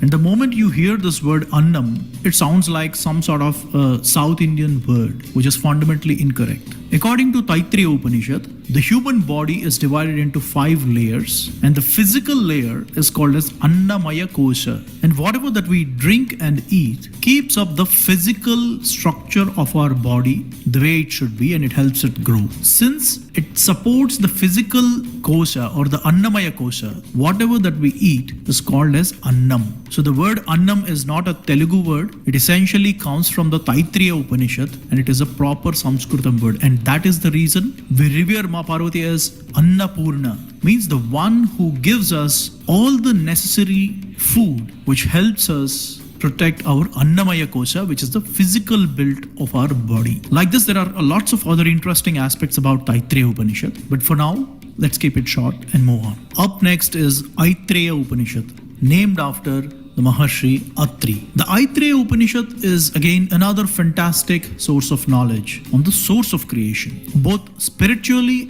as well as scientifically. The Aitreya Upanishad explores the creation of the universe, paralleling to the Nasadaya Suktam from Rig Vedam. It describes the emergence of existence from a singular source, akin to modern scientific theories about the Big Bang and the unification of matter and energy. The Upanishad emphasizes on the eternal nature of the individual soul or the Atman, suggesting a profound connection to the cosmos, similar to the concepts in quantum physics that highlight interconnectedness. By understanding this relationship, one can achieve self-realization and liberation, uncovering their divine essence and recognizing their unity with the universe. Resonating with the both ancient wisdom as well as contemporary science, Aitreya Upanishad is a gem of knowledge. Up next is Chandogya Upanishad, derived from Chandoga, which is Samaveda. The Chandogya Upanishad delves into the nature of reality and the essence of self. It presents the concept of Tattvamasi, highlighting the unity between the individual soul and the ultimate reality. This Upanishad explores creation, describing how the universe emerged from the formless absolute, similar to scientific notions of the cosmic evolution. It also emphasizes meditation and the significance of the Pranavam, which is called as Om, in realizing this connection. By understanding these teachings, one can achieve self-realization, uncovering their divine essence and recognizing their oneness with the entire universe. Like I said, this Upanishad pushes you to question and realize that Welcome to Mahashivratri 2026. relationship that you share with the nature around you. 10th and the last Upanishad in our list is the Brihadaranyaka Upanishad. The term Brihadaranyaka can be broken down into two parts. Brihad, the Sanskritam word which means great, indicating the extensive and profound nature of the teachings contained within this text. And Aranyaka, this derives from Aranya, which means forest. In Vedic literature, Aranyaka texts are often associated with hermitages or forest-dwelling sages, reflecting a contemplative lifestyle focused on spiritual practice. Brihadaranyaka translates to the Great Forest Treatise, symbolizing a vast exploration of the philosophical ideas and spiritual knowledge, often sought in secluded and meditative settings in the deep forests. Hence the name Brihadaranyaka Upanishad. And Brihadaranyaka Upanishad is one of the longest Upanishads with extensive philosophical discussions. Janaka Maharaja, who is the father of Masita, has extensive representation in this Upanishad. It is more or less like a contemporary to the times of Ramayana. And the geographical location of the happenings of Brihadaranyaka Upanishad is from Bihar to Nepal, that region. That's where much of the happenings of Brihadaranyaka Upanishad can be located. Brihadaranyaka Upanishad explores the nature of the self and the universe, discusses the concept of Brahman, uses the dialogues and stories to illustrate its teachings, emphasizes the importance of knowledge and self-realization, so on and so forth. This Upanishad alone is an ocean in itself. Such wide, complex and deep are the teachings of Brihadaranyaka Upanishad. So that's in brief about 10 most important and oldest of all the Upanishads that we have. But like I said, it's quite impractical to cover 108 Upanishads. So let's take a very high level view about all these 108 Upanishads as to what they teach as a bottom line. So if we cut across horizontally into all these 108 Upanishads, broadly, these are the topics that all the Upanishads in one way or another emphasize on. Let's briefly see all these macro areas quickly. Most important and most common of all the Upanishads is the Brahman, the ultimate reality or the primordial cause behind the nature, cosmos, you, me, and everything in it. So they talk about Brahman, they talk about Atma Paramatma, which is the self or the soul. They talk about Maya, which is illusion, hallucination, things which are of our own mental creation, which doesn't exist in reality. That is Maya. And then Moksham, which is liberation. Avidya is ignorance. Jnanam is knowledge. Dhyana is meditation. Bhakti, devotion. Karma and Punarjanma, which is rebirth. Om. Upanishads extensively talk about Om as to why this sound has such a deep significance in the history of Bharat. And then Upanishads also talk extensively about Prana Shakti, the biological life force that's present in you, me, and every living thing around us. And of course, the Upanishads talk about Dharma, which is righteousness. So broadly, these are the macro areas or the big blocks of all the 108 Upanishads, to put it simply. Honestly, if we look at all these Upanishads, more or less they sound similar. There are lots of overlaps in terms of what they teach, right? And sometimes it sounds quite homogeneous in terms of the content. And most importantly, I said that Upanishads are meant for every. So this is what we understand about Upanishads. It's so interesting and fascinating style and the presentation, which really makes it very fascinating and easy to understand the various ideas about Upanishads. Now, after Upanishads, I would like to take you to ancient Indian sciences and their cultural relevance. Ancient India made significant contributions to various scientific fields, including astronomy, mathematics, and medicine. These achievements not only advanced scientific knowledge, but also had a profound impact on cultural practices and daily life. Ancient Indian astronomers made remarkable strides in understanding celestial phenomena. Aryabhatta, one of the most renowned astronomers, wrote Aryabhatiya in 499 CE. This work introduced the concept of Earth's rotation on its axis, the calculation of the solar system's length, and the heliocentric model of the solar system. Aryabhatta's precise calculation of the positions and motions of celestial bodies had a profound influence on both Indian and Islamic astronomy. Ancient Indian mathematicians developed fundamental concepts that have had a lasting impact on the field. The concept of zero, the decimal system, and the significant advancements in algebra and trigonometry originated in India. For instance, the mathematician Brahmagupta wrote Brahma Sphuta Siddhanta, which introduced the rules for arithmetic operations involving zero and negative numbers. The work of Bhaskara II, particularly his treatise Siddhanta Shiromani, made significant contributions to calculus, number theory, and algebra. Ancient Indian medicine, known as Ayurveda, is one of the oldest medicine systems in the world.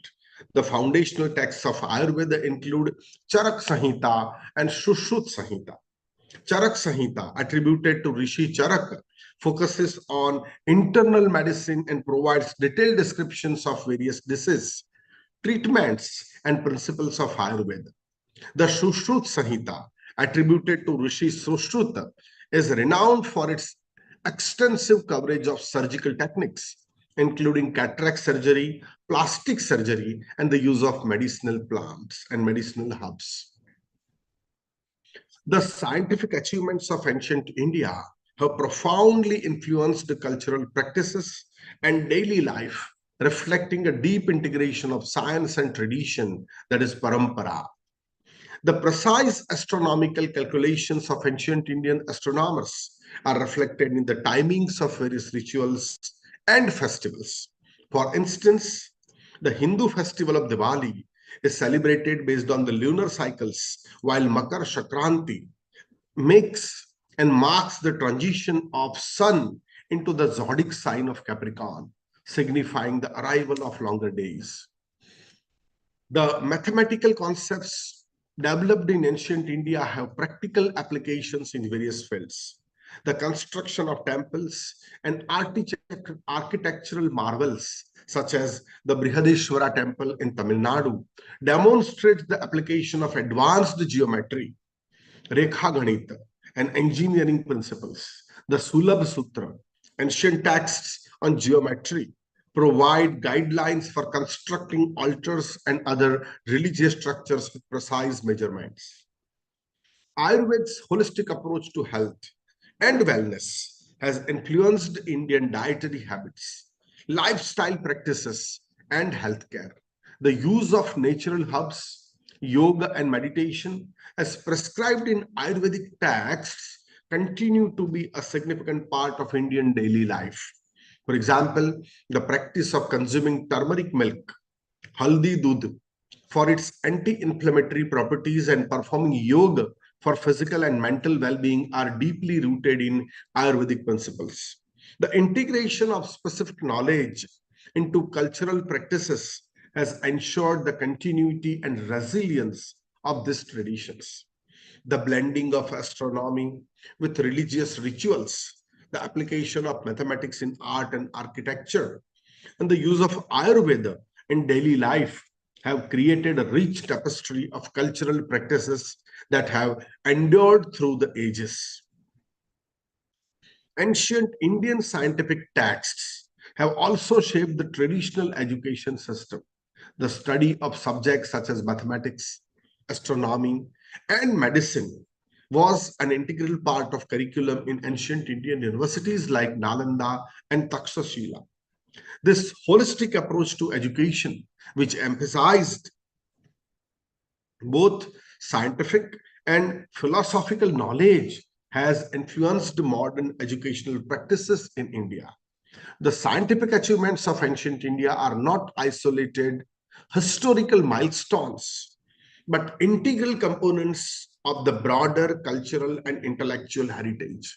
By advancing knowledge in astronomy, mathematics, and medicine, ancient Indian scientists have significantly influenced cultural practices, daily life, and educational traditions, demonstrating the profound interplay between science and culture in Indian society.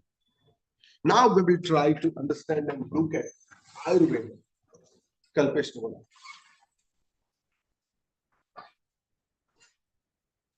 Ayurveda.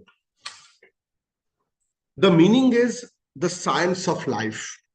Ayurveda is one of the world's oldest holistic healing systems, originated in India over 3,000 years ago. It is based on the belief that health and wellness depends on a delicate balance between the mind, body, and spirit. The principles and practices of Ayurveda are documented in ancient texts such as Charak Samhita, Shushruta Samhita, and Ashtanga Hridaya. Central to Ayurvedic philosophy is the concept of dosha.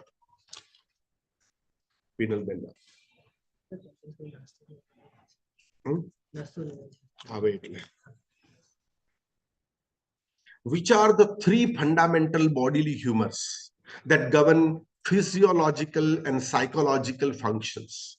The three doshas are Vata, that is air, and ether, Pitta, that is fire and water, and Kapha, that is water and earth. Each individual has a unique combination of this dosha, which determines their constitution and health tendencies.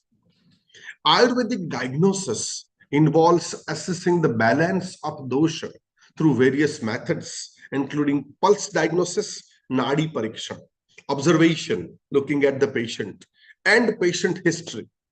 Treatment aims to restore balance through a combination of dietary changes, herbal remedies, lifestyle modifications, and therapeutic procedures. Panchakarma, a series of detoxifying treatments, is one of the well-known Ayurvedic practice designed to cleanse body of toxins. Ayurveda places significant emphasis on diet and nutrition, advocating for food as medicine. It prescribes dietary guidelines based on an individual's dosha, seasonal changes, and the principles of sattvic, that is pure food. For example, individuals with a dominant vata dosha are advised to consume warm, moist, and grounding foods, while those with pitta consumption are recommended to eat cooling and hydrating foods. Ayurvedic practitioners use a vast array of herbs and medicinal plants to treat various ailments. Commonly used herbs include ashwagandha for stress and vitality, turmeric for anti-inflammatory properties, and triphala, a blend of 3 fruits used for digestive health. Ayurveda is not merely a system of medicine, but it is a way of life that is deeply embedded in Indian culture and daily practices. Its integration into various aspects of life underscore its cultural and health significance. Ayurveda advocates for daily routines that promote balance and health. These routines include practices such as oil pulling, that is called gandusha, for oral health, self-massage, that is abhyanga, with herbal oils to improve circulation, and specific dietary habits to maintain doshic balance. These practices are widely followed in Indian household, reflecting the cultural integration of Ayurvedic principles. Ayurveda also prescribes seasonal regimes, rituals, and ritu Ritucharya, to align the body's rhythm with the changing seasons. For example, during the hot summer months, individuals are advised to consume cooling foods like cucumber and coconut water to balance the Pitta dosha. The seasonal practices help individuals adapt to environmental changes, promoting overall health and well-being. Many Indian festivals and rituals incorporate Ayurvedic principles. For instance, during the festival of Diwali, it is common to consume Ayurvedic sweets made with ingredients like sesame seeds and jaggery, which are believed to provide warmth and nourishment during the onset of winter. Similarly, during the monsoon season, practices such as consuming medicated ghee are followed to boost immunity. So this immunity boosting is something which is very important as far as Ayurveda is concerned. Yoga and Ayurveda are often practiced together as complementary disciplines. While Ayurveda provides framework,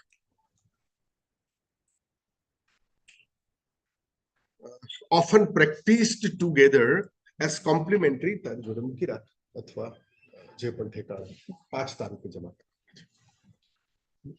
So, framework for a balanced lifestyle and diet. Yoga offers physical postures and breathing techniques, pranayam, to enhance physical and mental health. This synergy between yoga and Ayurveda is a testament to the holistic approach of Indian wellness traditions.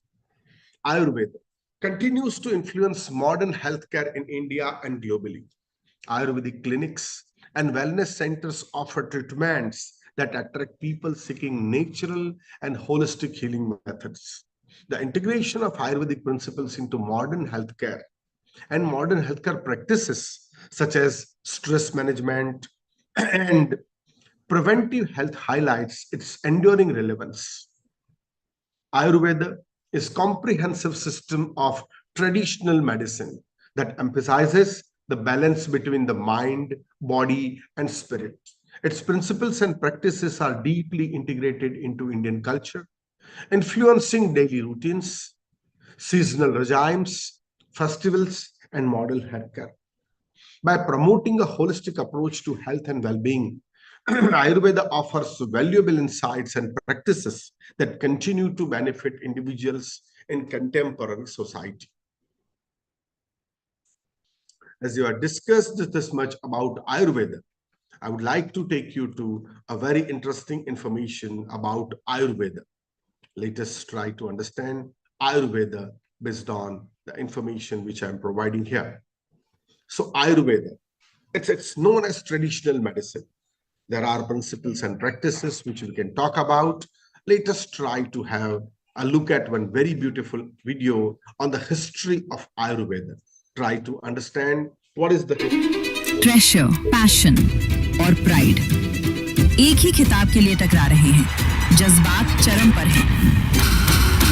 Final नजदीक है और गलती की कोई गुंजाइश नहीं। Tata WPL eliminator 3 फरवरी, final 5 फरवरी शाम 6:30 बजे।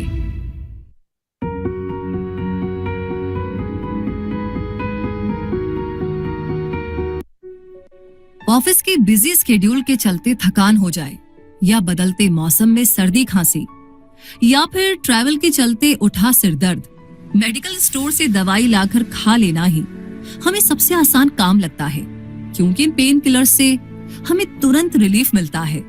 दुनिया भर की बीमारियों को ठीक करने का ये तरीका एलोपैथी नाम से पॉपुलर है। एलोपैथी ये टर्म निकला था जर्मन फिजिशियन क्रिश्चियन फ्रेडरिक के मुंह से। एलोपैथी में आज हजारों बीमारियों का इलाज मौजूद है जो कभी इनक्योरेबल हुआ करती थी, पर मेडिकल साइंस ने उनका इलाज ढूंढा, उनके सिम्टम्स पहचाने, दवाइयां बनाई और इन्फेक्शंस को फैलने से रोका। एलोपैथी की शुरुआत 19वीं सेंचुरी में हुई थी, पर लोगों का इलाज तो हजारों सालों से चलता आ रहा है। भारत में ऐसा ही एक ट्रीटमेंट सिस्टम मौजूद था जो इतना कारगर था कि ये लोगों को सेहतमंद रखने के साथ साथ उनकी उम्र भी बढ़ाता था।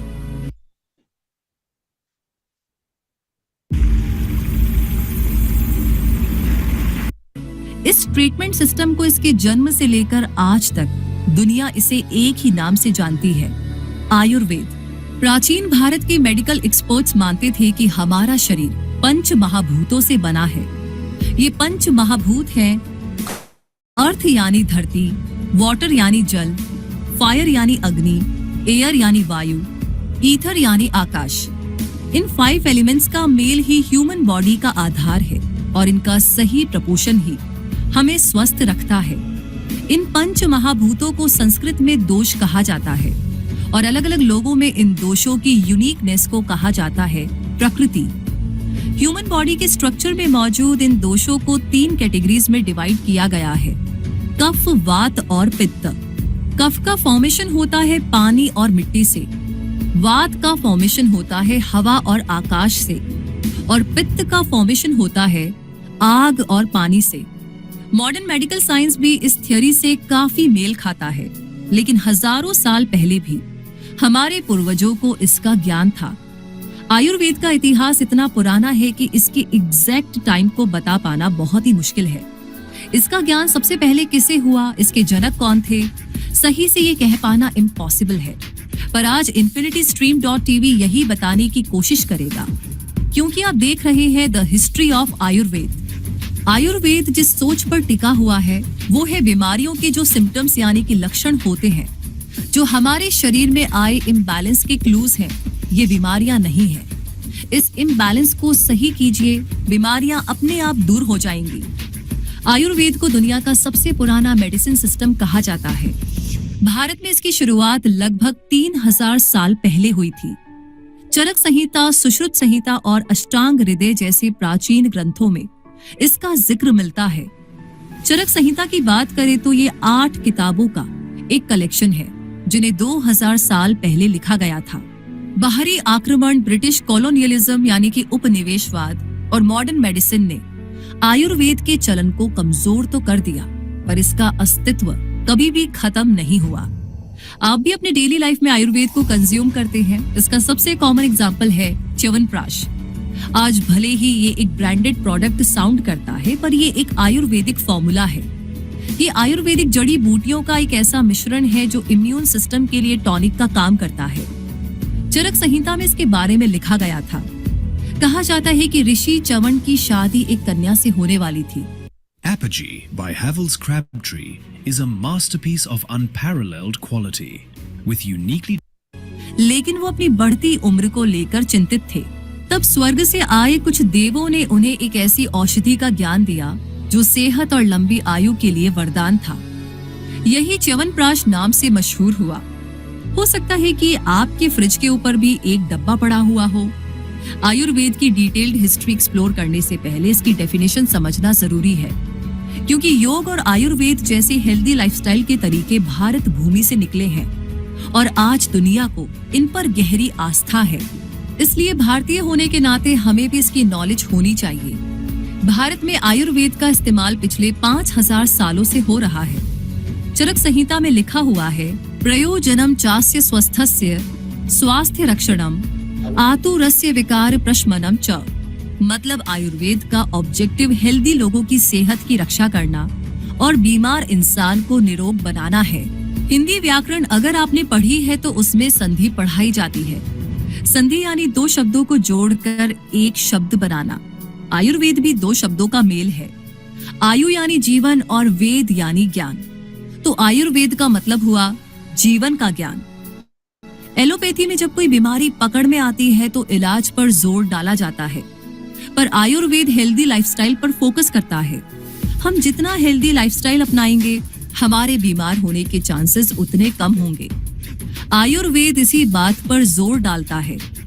आयुर्वेद का कहना है कि जब हमारे शरीर में न्यूट्रिएंट्स की कमी होती है तो बीमारियां बढ़ती जाती है। हमने पढ़ा है कि 4 तरह के वेद होते हैं। ये हैं ऋग्वेद, यजुर्वेद, सामवेद और अर्थववेद। आयुर्वेद को अर्थववेद का उपवेद माना जाता है। ऋषि चरक की चरक संहिता और दुनिया के पहले सर्जन सुश्रुत की सुश्रुत संहिता ही आयुर्वेद का आधार है। सुश्रुत को सर्जरी का इन्वेंटर कहा जाता है। इन्होंने कॉस्मेटिक सर्जरी की खोज की थी और सर्जरी परफॉर्म करने के लिए ढेर सारे औजार भी इन्वेंट किए थे।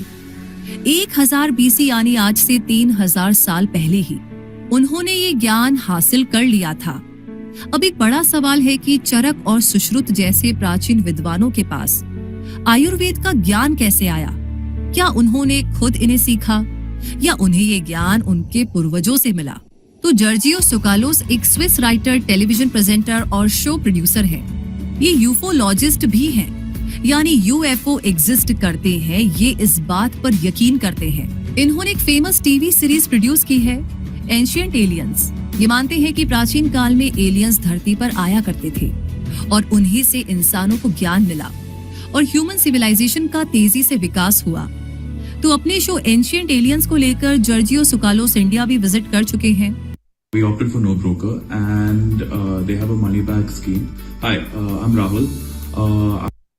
इस शो में दिखाया गया था कि सुश्रुत को आयुर्वेद और सर्जरी का ज्ञान भगवान धन्वंतरी से मिला था। इसी का सबूत ढूंढने जॉर्जियो जब 2017 में महाबलीपुरम तमिलनाडु की एक लोकल लाइब्रेरी में पहुंचे थे, तो वहां उन्हें ancient astronaut theorist Praveen Mohan मिले।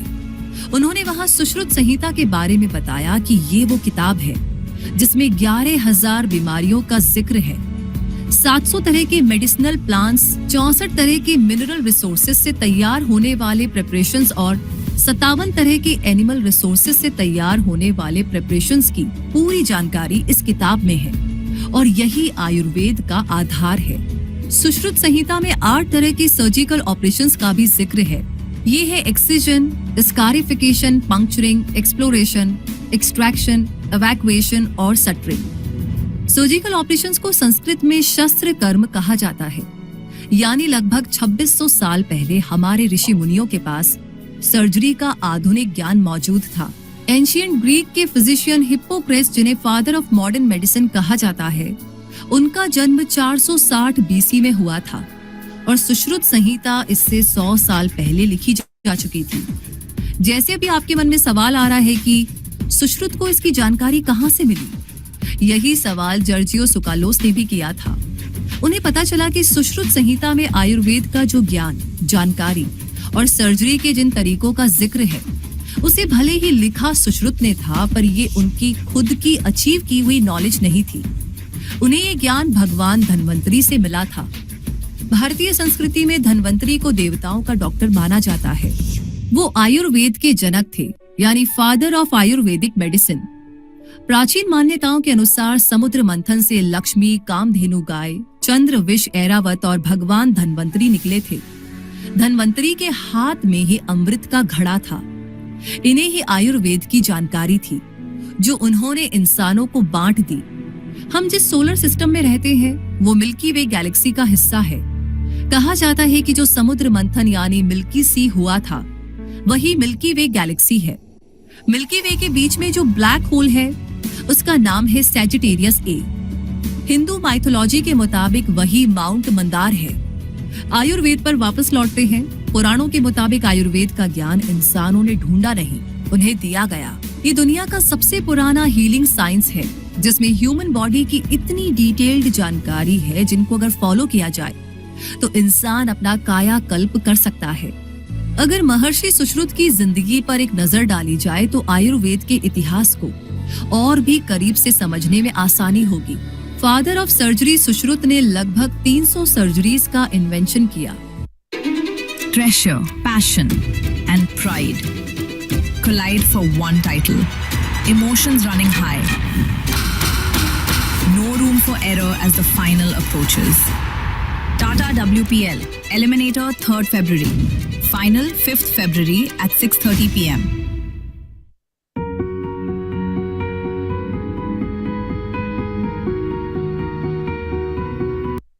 और उसे आगे सिखाया भी। सुश्रुत आज से लगभग 2600 साल पहले वैदिक काल के महर्षि थे।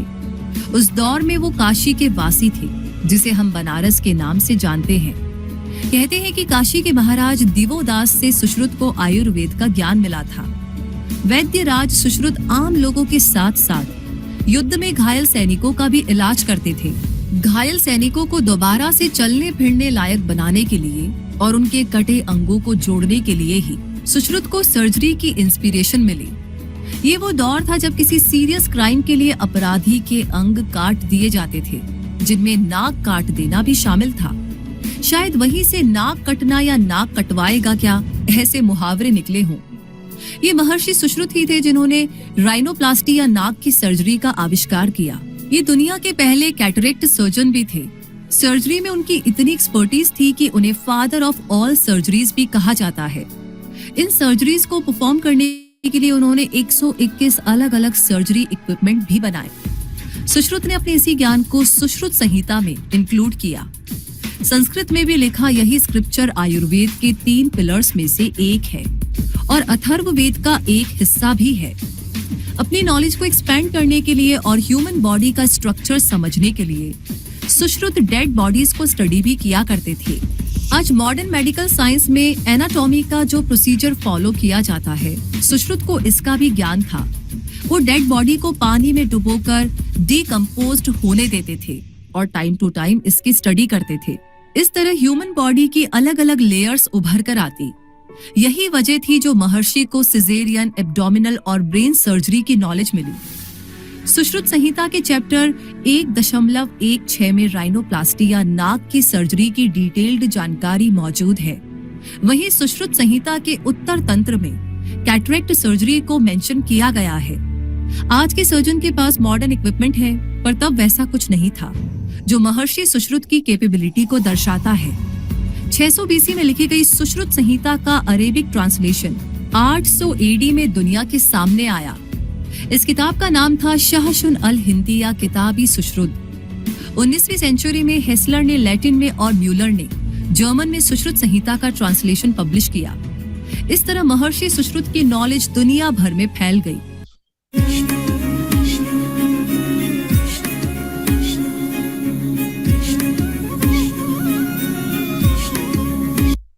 पर उसका क्रेडिट उन्हें ना के बराबर मिला। वेस्टर्न वर्ल्ड में आज जो भी टेक्नोलॉजी और मेडिकल नॉलेज मौजूद है, उनका जिक्र भारत के वेदों और शास्त्रों में है।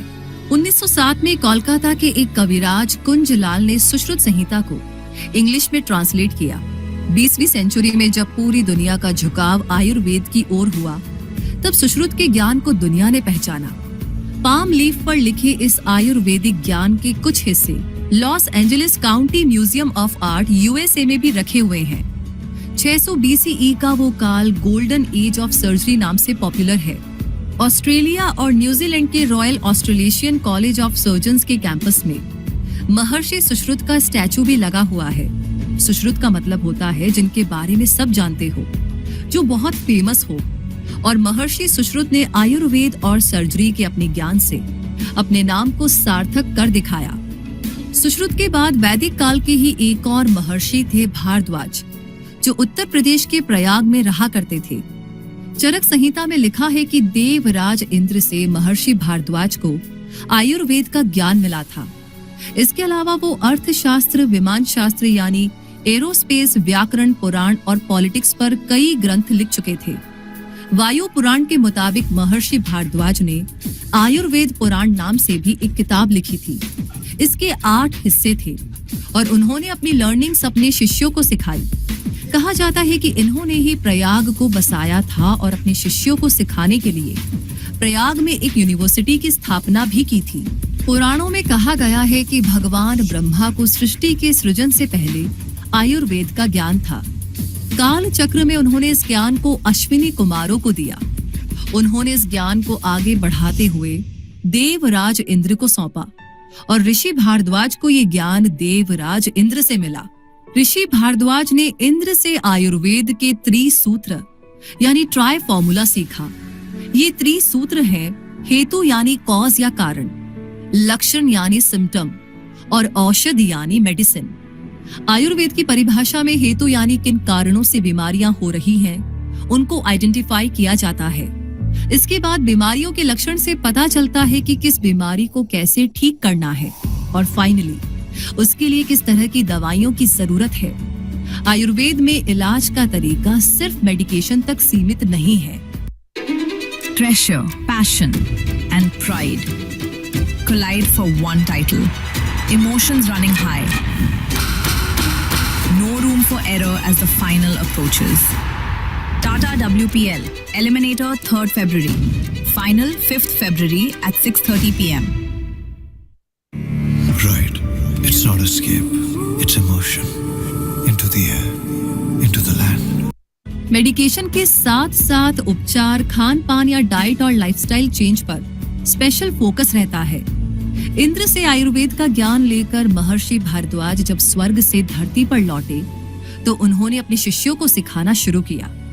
आगे चलकर उनके शिष्यों में से एक हुए ऋषि अत्रेय।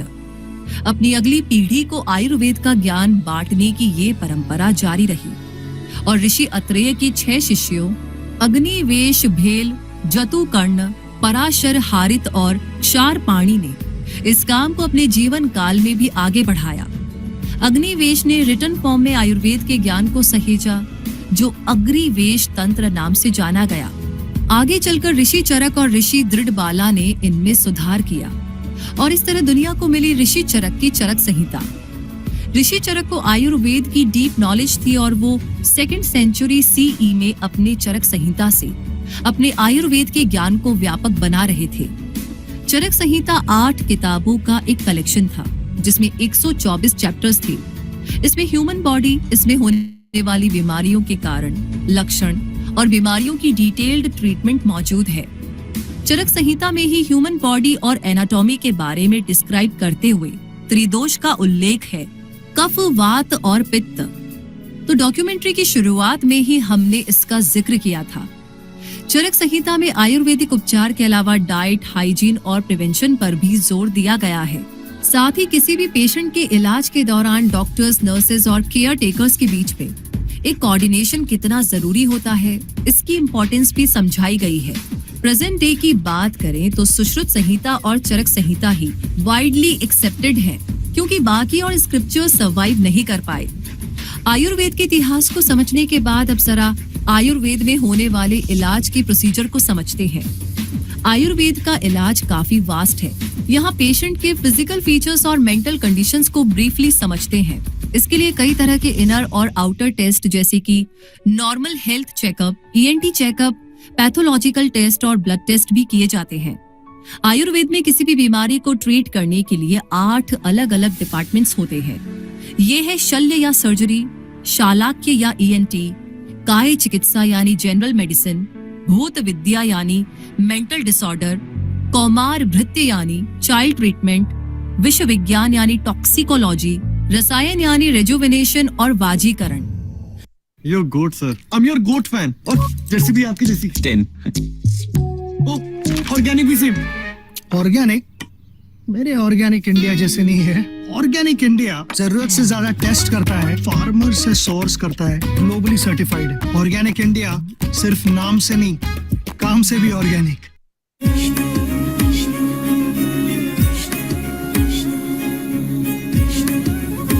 आयुर्वेद में इलाज के लिए 5 कर्म किए जाते हैं जिनसे ह्यूमन बॉडी को प्यूरिफाई और डिटॉक्सिफाई किया जाता है। पंचकर्म ये 5 तरीके हैं। वमन, जिसमें आयुर्वेदिक काढ़ा पिलाकर पेशेंट को उल्टी कराई जाती है। उसके बाद है विरेचन, जिसमें पेशेंट को आयुर्वेदिक औषधियां देकर दस्त लगाए जाते हैं। उसके बाद वस्ती या एनिमा परफॉर्म किया जाता है, जिसमें कई तरह की औषधियों को ह्यूमन बॉडी में डाला जाता है। अगला प्रोसेस है रक्त मोषण, ये blood cleansing and purification therapy है। और आखिरी पंचकर्म है नस्य, इसमें नाक के जरिए दवाइयां डाली जाती हैं। इससे गले और दिमाग से जुड़ी बीमारियों को ठीक किया जाता है। Ministry of Ayush government of India के डेटा के मुताबिक देश भर में 4.5 लाख आयुर्वेदिक डॉक्टर हैं, जो आयुर्वेदिक इलाज से जुड़े क्लिनिक्स और हॉस्पिटल्स में लोगों को बजट फ्रेंडली इलाज अवेलेबल करवाते हैं। आयुर्वेदिक इलाज की 2 मेजर विंग्स है, इममटीरियल और मटीरियल ट्रीटमेंट। इममटीरियल ट्रीटमेंट में किसी भी तरह के मेडिसिन का इस्तेमाल नहीं किया जाता है। इसमें पेशेंट्स को fasting, rest, complete sleep, jogging, walk और एक्सरसाइज जैसे लाइफस्टाइल एडवाइस किए जाते हैं। और मटीरियल ट्रीटमेंट में आयुर्वेदिक दवाइयों का सेवन किया जाता है। नेचर के पास आयुर्वेद का भंडार है। भारतीय ऋषि मुनियों और आचार्यों ने लगभग 12,000 ऐसे फल, फूल, पौधे, जड़, छाल और बीजों की पहचान की जिन्हें आयुर्वेद में इस्तेमाल किया जाता है। रिसोर्सेज को ढूंढा जा रहा है जिनको आयुर्वेद में शामिल किया जा सके। गवर्नमेंट और प्राइवेट सेक्टर के इंस्टीट्यूट्स और रिसर्च सेंटर्स इस काम पर लगे हुए हैं ताकि मानवता की भलाई के लिए आयुर्वेद का दायरा बढ़ाया जा सके। Ministry of health and family welfare government of India ने आयुर्वेद को बढ़ावा देने के लिए साल 2014 में मिनिस्ट्री ऑफ आयुष नाम से एक अलग डिपार्टमेंट बनाया ताकि आयुर्वेद के इस एंशिएंट मेडिसिन नॉलेज को देश दुनिया में फैलाया जा सके। ये डिपार्टमेंट आयुर्वेद में एजुकेशन को बढ़ावा, research and development, quality control, standardisation और अवेयरनेस फैलाने पर भी काम कर रहा है। यही नहीं, गवर्नमेंट ने डिसाइड किया है कि जहां कहीं भी एम्स हॉस्पिटल्स खुलेंगे उसमें डिपार्टमेंट ऑफ आयुर्वेदा भी रहेगा। कोविड-19 का जब आउटब्रेक हुआ था तब पूरी दुनिया ने आयुर्वेद को सीरियसली लिया, क्योंकि जब तक कोरोना की वैक्सीन नहीं आई हम सबका फोकस अपना इम्यून सिस्टम मजबूत करने पर लगा हुआ था। इस दौरान आयुर्वेदिक प्रोडक्ट्स का मार्केट 50 से 90% तक बढ़ गया था। तो जब भी आयुर्वेद का जिक्र होता है तो एक बेहद कॉमन क्वेश्चन मन में आता है कि क्या योग भी आयुर्वेद से जुड़ा हुआ है? आजकल इंडिया में मेडिसिन क्वालिटी एक बहुत बड़ा इशू है। क्या आपको भी क्वालिटी मेडिसिन चाहिए जो घर पर डिलीवर हो, वो भी बेस्ट प्राइस में? मेरा चॉइस है doctor Morepen pharmacy app. Branded medicine और डॉक्टर मॉपन के trusted health products, quality health भी और स्मार्ट सेविंग्स भी। Doctor Morepen serving family since 25 years. Right. It's not escape. It's emotion. Into the air. Into the land. आइए इसे समझते हैं। योग का मतलब होता है जोड़ना, कनेक्ट होना, कंबाइन करना, बैलेंस और इंटीग्रेशन। योग में बॉडी, प्राण, सेंसेस, माइंड और कॉन्शियसनेस यानी चेतना को एक किया जाता है। योग में सिर्फ एक सेहतमंद शरीर की बात नहीं होती, योग इससे कहीं आगे है। क्लासिकल योगा में 8 तरह के लाइफस्टाइल प्रैक्टिसेस का जिक्र है। योग के ये 8 अंग है: संयम, नियम, आसन यानी योग आसन, प्राणायाम यानी सांसों पर नियंत्रण, प्रत्याहार यानी अपनी इंद्रियों से बाहरी दुनिया का कनेक्शन तोड़ देना, धारणा यानी एकाग्रता, ध्यान यानी मेडिटेशन और समाधि। तो योग को सिर्फ योगासन में सीमित कर देना योग नहीं है। यौगिक आसन शरीर को सेहतमंद रखने का जरिया है, पर अपने इनर सोल एंड बॉडी को हेल्दी रखने के लिए प्राण, माइंड और कॉन्शियसनेस जैसे योग के अलग अलग एस्पेक्ट्स पर भी फोकस करना पड़ता है। एक एक्चुअल योगा ट्रीटमेंट योग के इन सभी 8 प्रिंसिपल्स पर आधारित है, जिसे कहते हैं अष्टांग योगा। यम यानी संयम और नियम से सही लाइफस्टाइल प्रैक्टिस होती है। डॉक्टर्स, थेरेपिस्ट और योगा एजुकेटर्स इसी जीवन शैली को रेकमेंड करते हैं। तो योग में जिन आसनों का जिक्र है उन्हें आउटर फार्मास्यूटिकल ऑफ योग कहते हैं। ये ह्यूमन बॉडी के मसल्स और स्केलेटल स्ट्रक्चर से जुड़े डिसऑर्डर्स को दूर करते हैं, लेकिन बिना सही खान पान के एक हेल्दी बॉडी पाना नामुमकिन है, क्योंकि फिजिकल एक्सरसाइज का पॉजिटिव इम्पैक्ट शरीर पर तभी दिखेगा जब प्रॉपर न्यूट्रिशन मिलेगा। इसलिए योग में आसन क्रिया के साथ साथ हेल्दी डाइट और लाइफस्टाइल रेकमेंड की जाती है। जैसे योग आसनों को आउटर बॉडी के लिए डिजाइन किया गया है, उसी तरह प्राणायाम को इनवर्ड मेडिकेशन ऑफ योग कहा जाता है। प्राणायाम का सीधा कनेक्शन हमारे शरीर में एयर सर्कुलेशन से है, इसलिए इनसे शरीर में प्राण वायु का संचार होता है। योग में प्राणायाम का महत्व इसलिए बहुत ज्यादा है क्योंकि ये हमारे शरीर के दोषों पर सीधे असर डालता है। और ये दोष कौन कौन से हैं?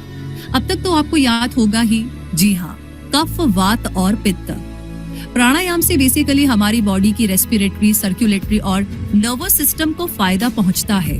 तो अगर हम कोई आयुर्वेदिक दवाई खा रहे हैं और साथ ही साथ प्राणायाम भी कर रहे हैं तो हमारी बॉडी और माइंड में ज्यादा एनर्जी प्रोड्यूस होती है।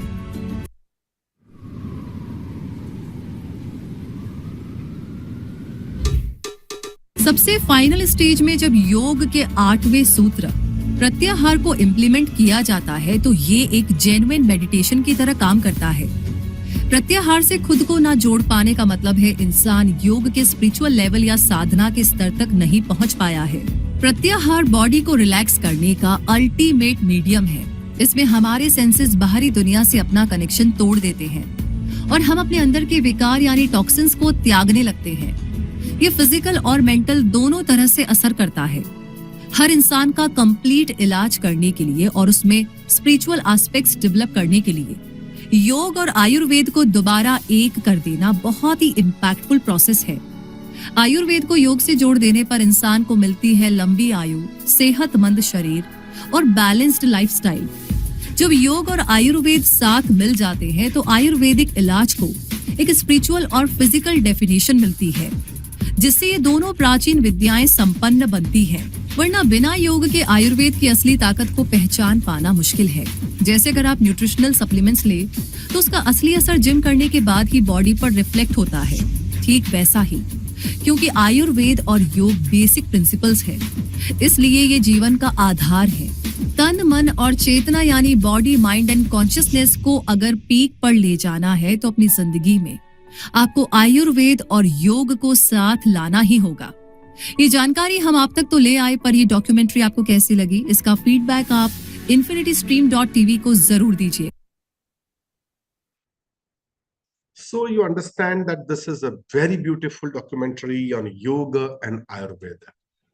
They are the two sides of one coin. Yoga and meditation have their origins in ancient Indian spiritual tradition, with roots tracing back to pre-Vedic era. Over centuries, these practices have evolved and diversified, becoming integral components of Indian culture and philosophy. The earliest reference to yoga can be found in Rig Veda, where the term yoga is associated with discipline and control. The practices of meditation, dhyana, is also mentioned in the Vedic texts as a means of achieving higher status of consciousness. The philosophical foundations of yoga are elaborated in the Upanishads and the Bhagavad Gita. The Upanishads describe the practice of meditation as a path of self-realization and union with Brahma. The Bhagavad Gita, a dialogue between Prince Arjun and Lord Krishna, outlines various forms of yoga, including Karma Yoga, the yoga of action, Bhakti Yoga, the yoga of devotion, and Gnana Yoga, the yoga of knowledge. The systematic practices of yoga were formalized by Rishi Patanjali in the Yoga Sutra, composed around 2nd century BCE. Patanjali's Yoga Sutra provides a comprehensive guide to the practice of Raj Yoga, outlining the eightfold path, that is Ashtanga Yoga, that includes ethical precepts, yama and niyama, physical postures, asana, breath control, pranayama, sensory withdrawal, pratyahara, and concentration, dharana, meditation, dhyana, and ultimate absorption, that is called samadhi. This Ashta Yoga is very famous. The structure approach to yoga emphasizes the holistic development of the individual, integrating physical, mental, and spiritual dimensions. Hatha Yoga is also one of such dimension. Hatha Yoga, which focuses on physical postures and breath control, emerged around emerged around the 11th century CE with texts like Hatha Yoga, Pradipika by Swatmaram. Hatha Yoga emphasizes on asana and pranayam, laid the groundwork for modern yoga practices, making it accessible to wider audience. In the late 19th and early 20th century, figures like Swami Vivekananda and Paramhans Yogananda played pivotal role in introducing yoga and meditation to the Western world. Their teachings and writings helped popularize these practices globally, emphasizing their universal applicability and benefits. The practice of yoga and meditation has profound reflex and effects on physical, mental, and spiritual well-being, making it relevant in contemporary society. Yogasana postures improve flexibility, strength, and balance. Regular practices of yoga has been shown to enhance cardiovascular breath, reduce chronic pain, and improve respiratory function. For instance, the practice of Surya Namaskar, sun salutation, is a comprehensive exercise that engages multiple muscle groups and promote overall physical fitness. Meditation and breath control techniques, that is pranayam, are effective tools for managing stress, anxiety, and depression. The practices like mindful meditation, and deep breathing help calm the mind, enhance focus, and promote emotional stability. Studies have shown that regular meditation can reduce symptoms of anxiety and depression, improve cognitive function, and increase overall psychological well-being. Yoga and meditation are inherently spiritual practices that aim to transcend the ego and achieve a higher state of consciousness. The practice of meditation fosters a deep sense of inner peace and connection with the self and the universe. The state of samadhi, as described in Yoga Sutra, represents the ultimate goal of yoga, where the practitioner experiences union with divine liberation from the cycle of birth and rebirth. Yoga and meditation are deeply integrated into Indian cultural practices. Festivals such as International Yoga Day, celebrated on June 21st, highlight the cultural and global significance of yoga. Traditional Indian practices often incorporate yoga meditation, reflecting their enduring relevance in daily life and spiritual practices. The relevance of yoga and meditation extends beyond traditional contexts into modern healthcare, education, and workplace settings. Yoga therapy is increasingly used as a complementary treatment for various health conditions, including cardiovascular diseases, musculoskeletal disorder, and mental health issues. Schools and universities incorporate yoga and mindfulness programs to enhance students' well-being and academic performance. In corporate environments, yoga and meditation sessions are offered to reduce workplace stress and improve productivity. Yoga and meditation have gained immense popularity worldwide, transcending cultural and geographical boundaries. Yoga studios, retreats, and training programs can be found in almost every part of the world. The integration of yoga into mainstream fitness and wellness industries underscore its universal appeal and effectiveness. Yoga and meditation, with a deep cultural roots and holistic approach to well-being, continue to offer valuable benefits to contemporary society. This historical development and modern relevance highlight their enduring significance as tools for physical health, mental clarity, and spiritual growth. By integrating these practices into daily life, individuals can achieve a balanced and harmonized state of being, reflective and timeless wisdom of India's knowledge system. So this yoga and meditation is also something very important for all of us to understand. Now let us go to another very important aspect of Indian knowledge system, that is called Gurukul system and ancient education. The Gurukul system was the traditional Indian education system where students, shishyas, lived with the teacher, that is guru, in ashram to receive holistic education. The system, which dates back to Vedic times, emphasized the development of mind, body, and spirit, preparing students to lead balanced and responsible lives. In the Gurukul system, students lived with their gurus, often in rural setting, where they were immersed in learning environment that extended beyond academic instruction. This close-knit residential setup fostered a strong bond between the guru and the shishya, enabling personalized guidance and mentorship. The curriculum in Gurukul was comprehensive, covering a wide range of subjects. It included a study of Veda and other sacred texts, philosophy, astronomy, mathematics, medicine, and the arts. Physical education, including yoga and martial arts, was also an integral part of curriculum, ensuring the development of physical strength and discipline. The Gurukul system emphasized holistic education, which aimed to cultivate not only intellectual capabilities, but also moral and ethical values. The teachings focused on developing virtues such as humility, respect, self-discipline, and a sense of duty. Students were taught to live in harmony with nature and to contribute positively to society. Alongside academic and spiritual education, practical skills were also imparted.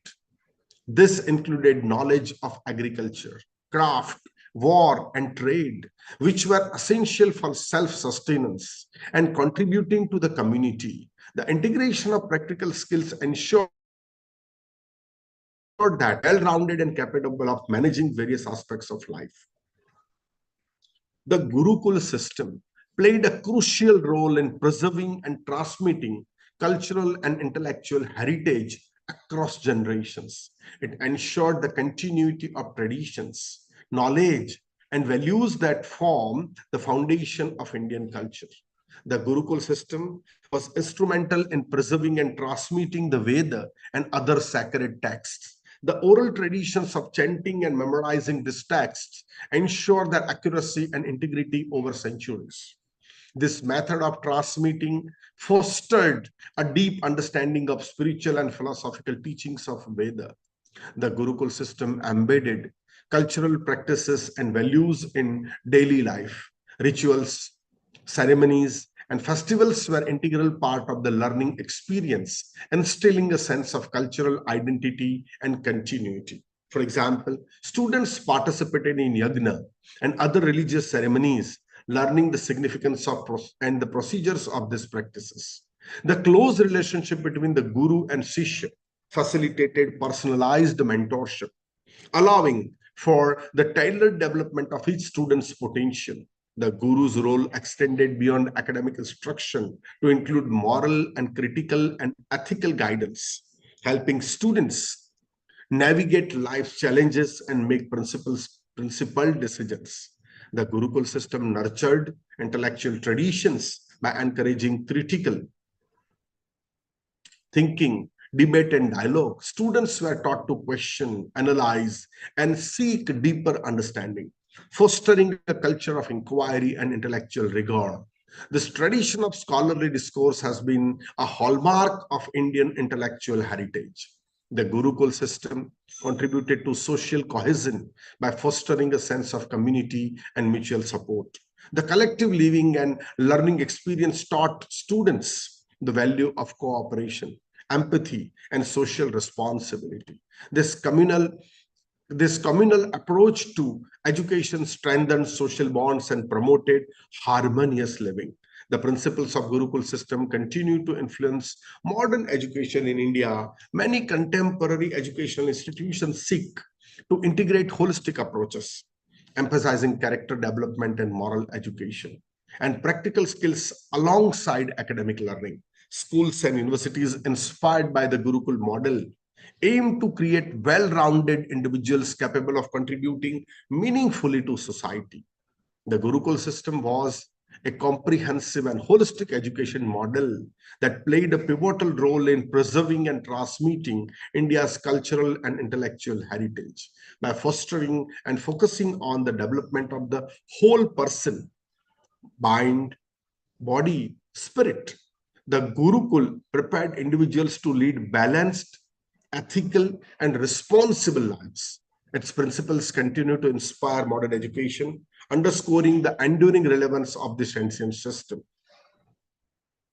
So this is what is about Gurukul system. This Gurukul system, which we understand, is something which is really something very important to understand.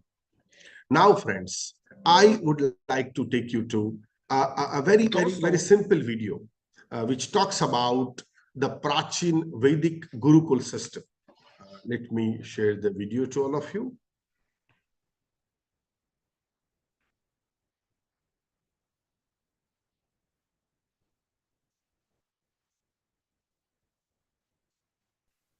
दोस्तों, प्राचीन भारत में Gurukul education system ही primary education system था। उस समय दरअसल होता ये था कि स्टूडेंट्स अपने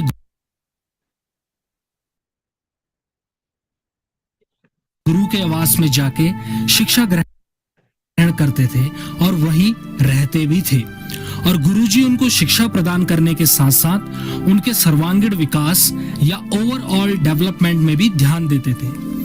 इस सिस्टम का एडवांटेज ये भी होता था कि गुरु और शिष्यों के बीच स्ट्रॉन्ग बॉन्ड बन जाता था। इसके साथ साथ स्टूडेंट्स ये भी सीख लेते थे कि भविष्य में पारिवारिक जिम्मेदारियां कैसे निभाएं और समाज के साथ तालमेल कैसे बैठाएं।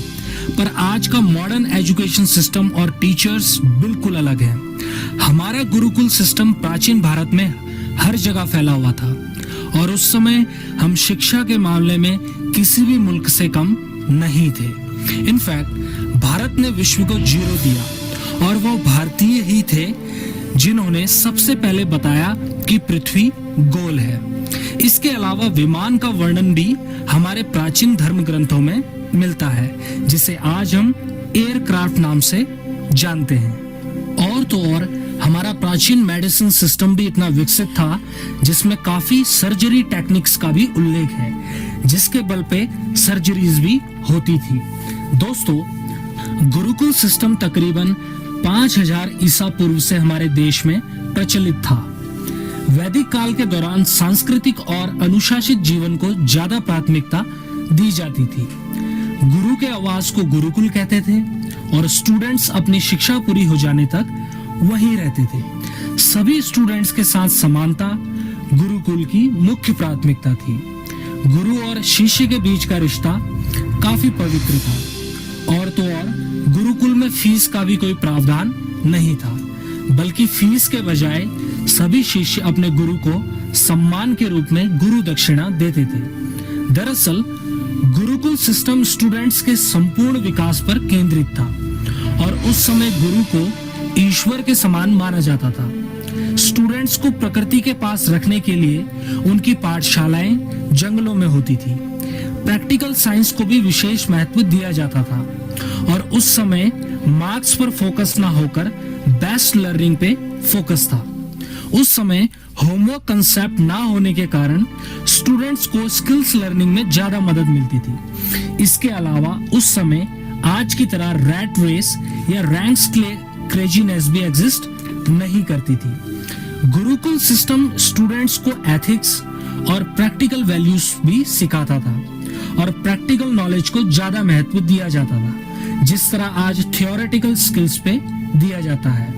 और उसका मुख्य उद्देश्य ये था कि हर एक स्टूडेंट्स की इंडिविजुअल स्किल्स को पहचानना और निखारना, ना कि अच्छे मार्क्स लाने के लिए रैट रेस। स्टूडेंट्स को आर्ट ऑफ लिविंग भी सिखाई जाती थी, जिसके बदले वो अपने गुरु को गुरु दक्षिणा भी देते थे। पर दुर्भाग्यवश 1835 के बाद हमारी गुरुकुल शिक्षा नीति समाप्त हो गई और उसकी जगह लॉर्ड मैकाले की मॉडर्न एजुकेशन सिस्टम पॉलिसी लागू हो गई। जबकि modern education system rat race की तरह है, जहां कॉन्शियस मोरल बिल्डिंग और एथिकल ट्रेनिंग मिसिंग है और स्टूडेंट्स के ओवरऑल डेवलपमेंट के बजाय मॉडर्न एजुकेशन सिस्टम का फोकस कमर्शियलाइजेशन पे ज्यादा है। फिजिकल ट्रेनिंग जैसी इंपॉर्टेंट स्किल्स या तो मिसिंग है या उसे बहुत कम महत्व दिया जाता है, जो स्टूडेंट्स के ओवरऑल डेवलपमेंट को बाधित करता है। दोस्तों, प्राचीन गुरुकुल सिस्टम का मुख्य उद्देश्य था स्टूडेंट्स का ओवरऑल डेवलपमेंट, जो उनको बैलेंस्ड लाइफ जीने में बहुत सहायक साबित होता है। और मेरा मानना तो यह है कि इस प्रकार की शिक्षा बहुत कम उम्र से ही स्टूडेंट्स को दी जाए, ताकि वो अपने जीवन में अपने काम, अपनी लाइफस्टाइल, अपनी जिम्मेदारियों और जो कुछ भी लाइफ में मैटर करता है उसके लिए कॉन्शियस डिसीजन ले सके। तो दोस्तों, अगर आपको हमारी वीडियो पसंद आई तो इसमें लाइक, कमेंट्स और शेयर कीजिए और हमारे चैनल फैक्ट्स टर्बो को सब्सक्राइब भी कीजिए। धन्यवाद।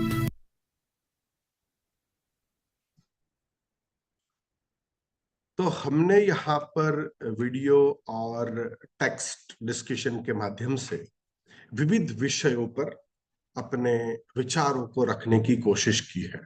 अब समय है कंक्लूजन का। मैं कुछ और चीजें आपके सामने रखूंगा and then if you have any questions, if you have any doubts, if you have any queries, अगर आप कुछ ऐड करना चाहते हैं तो कर सकते हैं।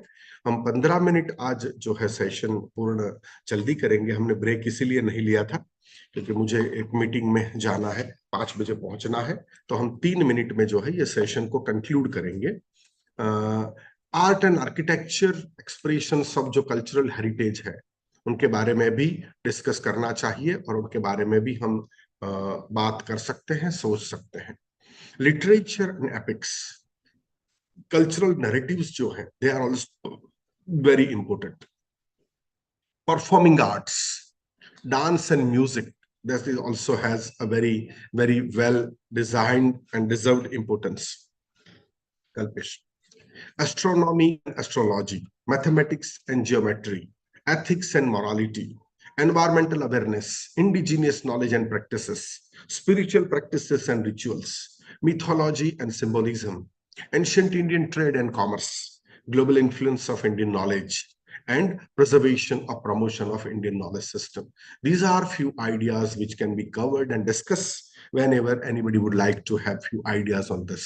So now it's time for all of you. If you have any questions, अगर आपको कोई प्रश्न है, अगर आपके मन में कोई शंका है, अगर मैंने जो बोला उसमें आप कुछ ऐड करना चाहते हैं, जोड़ना चाहते हैं या कोई क्लैरिफिकेशन चाहते हैं, तो आपके पास 2 मिनट का समय है। इस 2 मिनट के दरमियान मैं आपसे बात करना चाहूंगा, ये आपका समय है, वरना फिर हम सेशन को यहाँ कंक्लूड करेंगे।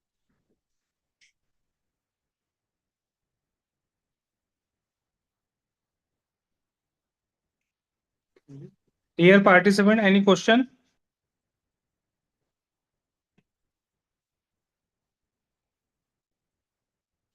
मुझे लगता है कि किसी को कोई प्रश्न नहीं है, तो अगर कोई आपकी फॉर्मेलिटीज है तो उसको कंप्लीट करते हैं, वरना फिर यहाँ पर सेशन को कंक्लूड करेंगे।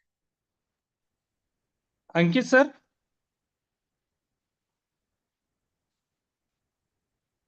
so it's a pleasure to be with all of you, and I'm thankful to all of you for your patient listening. We conclude the session for the day. कहीं और किसी और मोड पे या किसी और सेशन में हम कहीं ना कहीं मिलेंगे। Best wishes for your life. Thank you so much, sir. It's a pleasure. Best wishes for your personal and professional life. Thank you, one and all. Okay, sir. Thank you so much, sir.